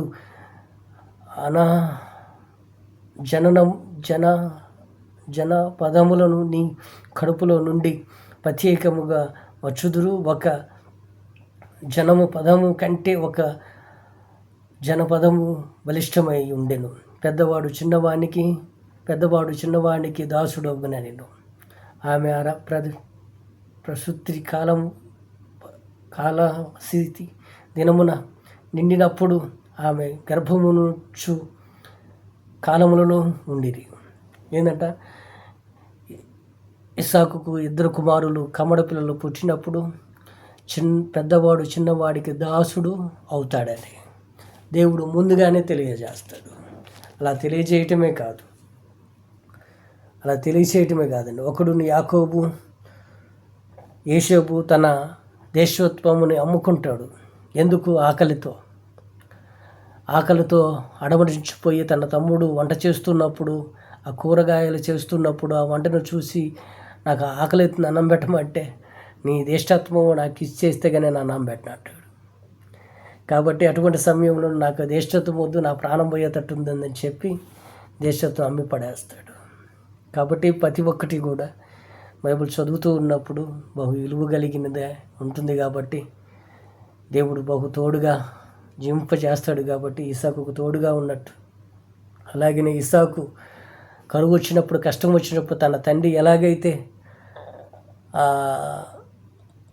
కరువులో వచ్చినప్పుడు అబద్ధాలు ఆడతాడో, తన భార్యను నా భార్య కాదంటాడు, సేమ్ విధానంగా అదే విధానంతో చేస్తాడు. కాబట్టి 30 అధ్యాయాలు మనం నేర్చుకునే పాఠాలన్నీ కూడా రెబ్కాను, యోసేపును, యాకోబు అన్నదమ్మును తనను మోసపుచ్చి వెళ్తాడు. కాబట్టి ఆదికాండము 28వ అధ్యాయం.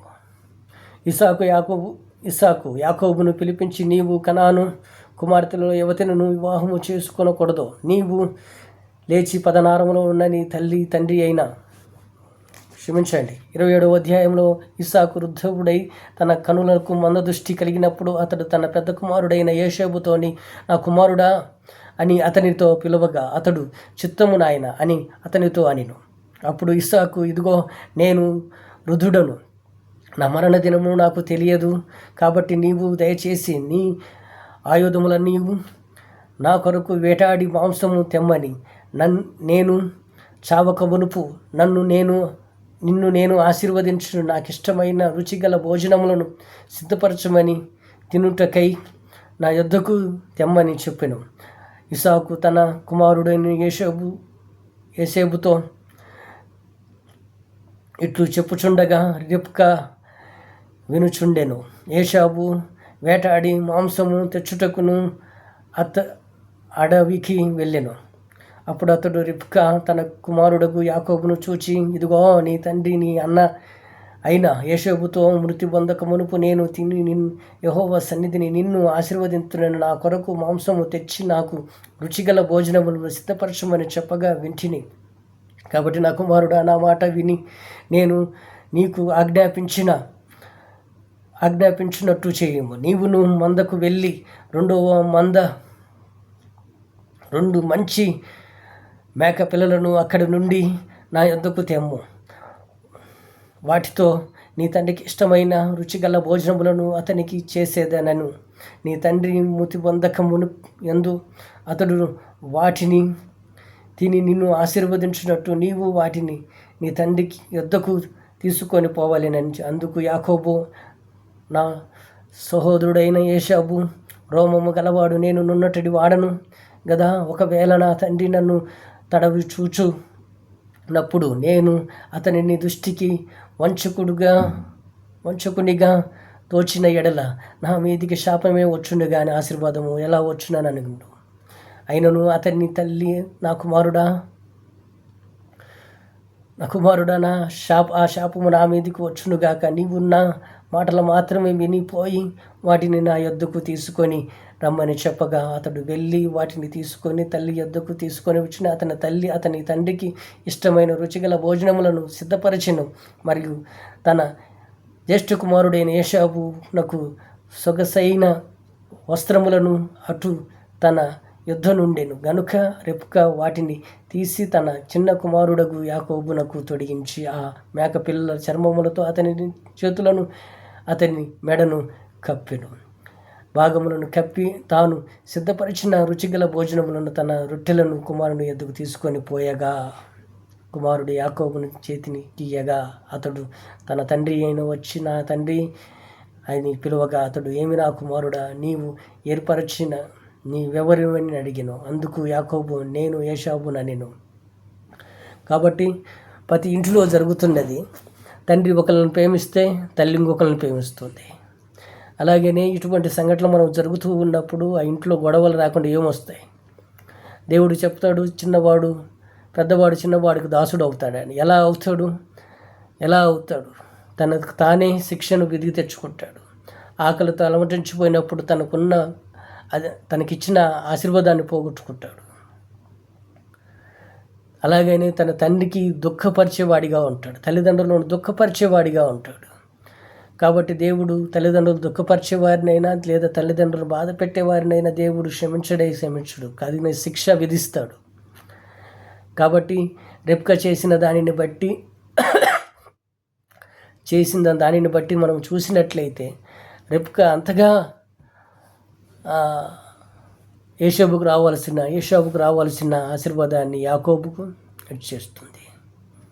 దేవుడు ముందుగానే తెలియజేస్తాడు కాబట్టి ప్రతి ఒక్కరూ కూడా ఇంట్లో ఉన్న దేవుడిని ప్రణాళిక ఎవరి మీద ఉందో దేవుడు ఇష్టానుసారం దేవుని ఇష్టడుగా ఎవరైతే ఉంటున్నారో దేవుని కాపుదల భద్రత ఆ ఇంటి మీద ఉంటుంది.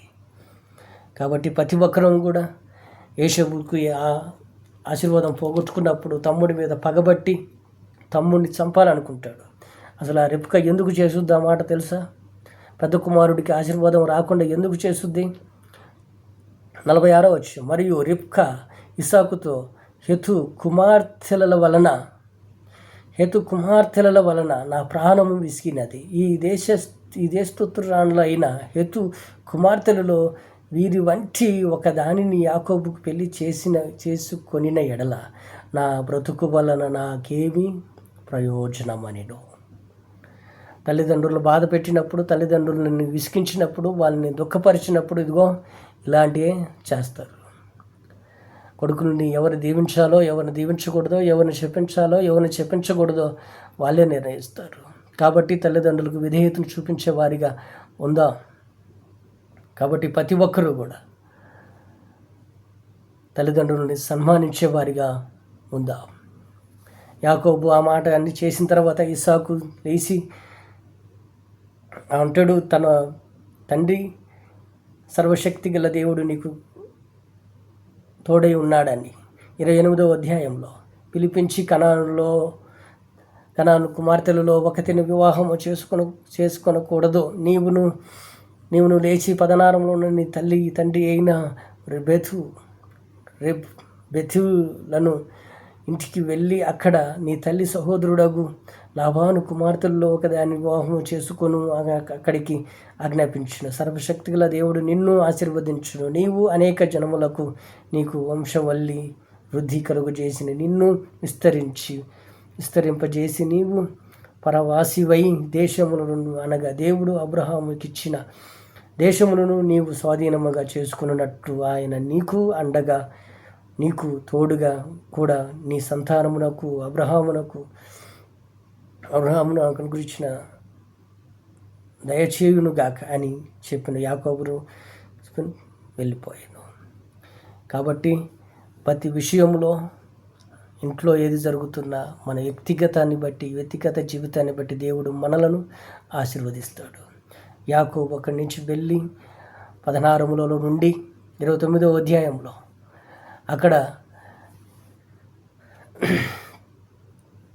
అక్కడ రాహేలు కోసం, లేయా కోసం సుమారు 14 సంవత్సరాలు సేవలు చేస్తాడు. అలా చేసినప్పుడు దేవుడు ఎంతగానో అతన్ని విస్తరింపచేస్తున్నప్పుడు అలా విస్తరింపచేస్తున్న విషయంలో లాబాను తన మీద పగబట్టి అతనిని కలిగి ఉన్నదంతా కూడా తీసుకోవాలని ఆలోచన కలిగి ఉన్నప్పుడు దేవుని ప్రణాళికతో, దేవుని ఆలోచనతో ఆ ఆస్తంటను కూడా కాపాడుకుంటాడు. కాబట్టి ప్రతి ఒక్కరూ కూడా దేవునికి దూరము కాకుండా దేవునికి బహు దగ్గరగా జీవించాలని కోరుకుంటూ షలోం. దేవునికి మహిమ కలుగునుగాక. ఆమేన్.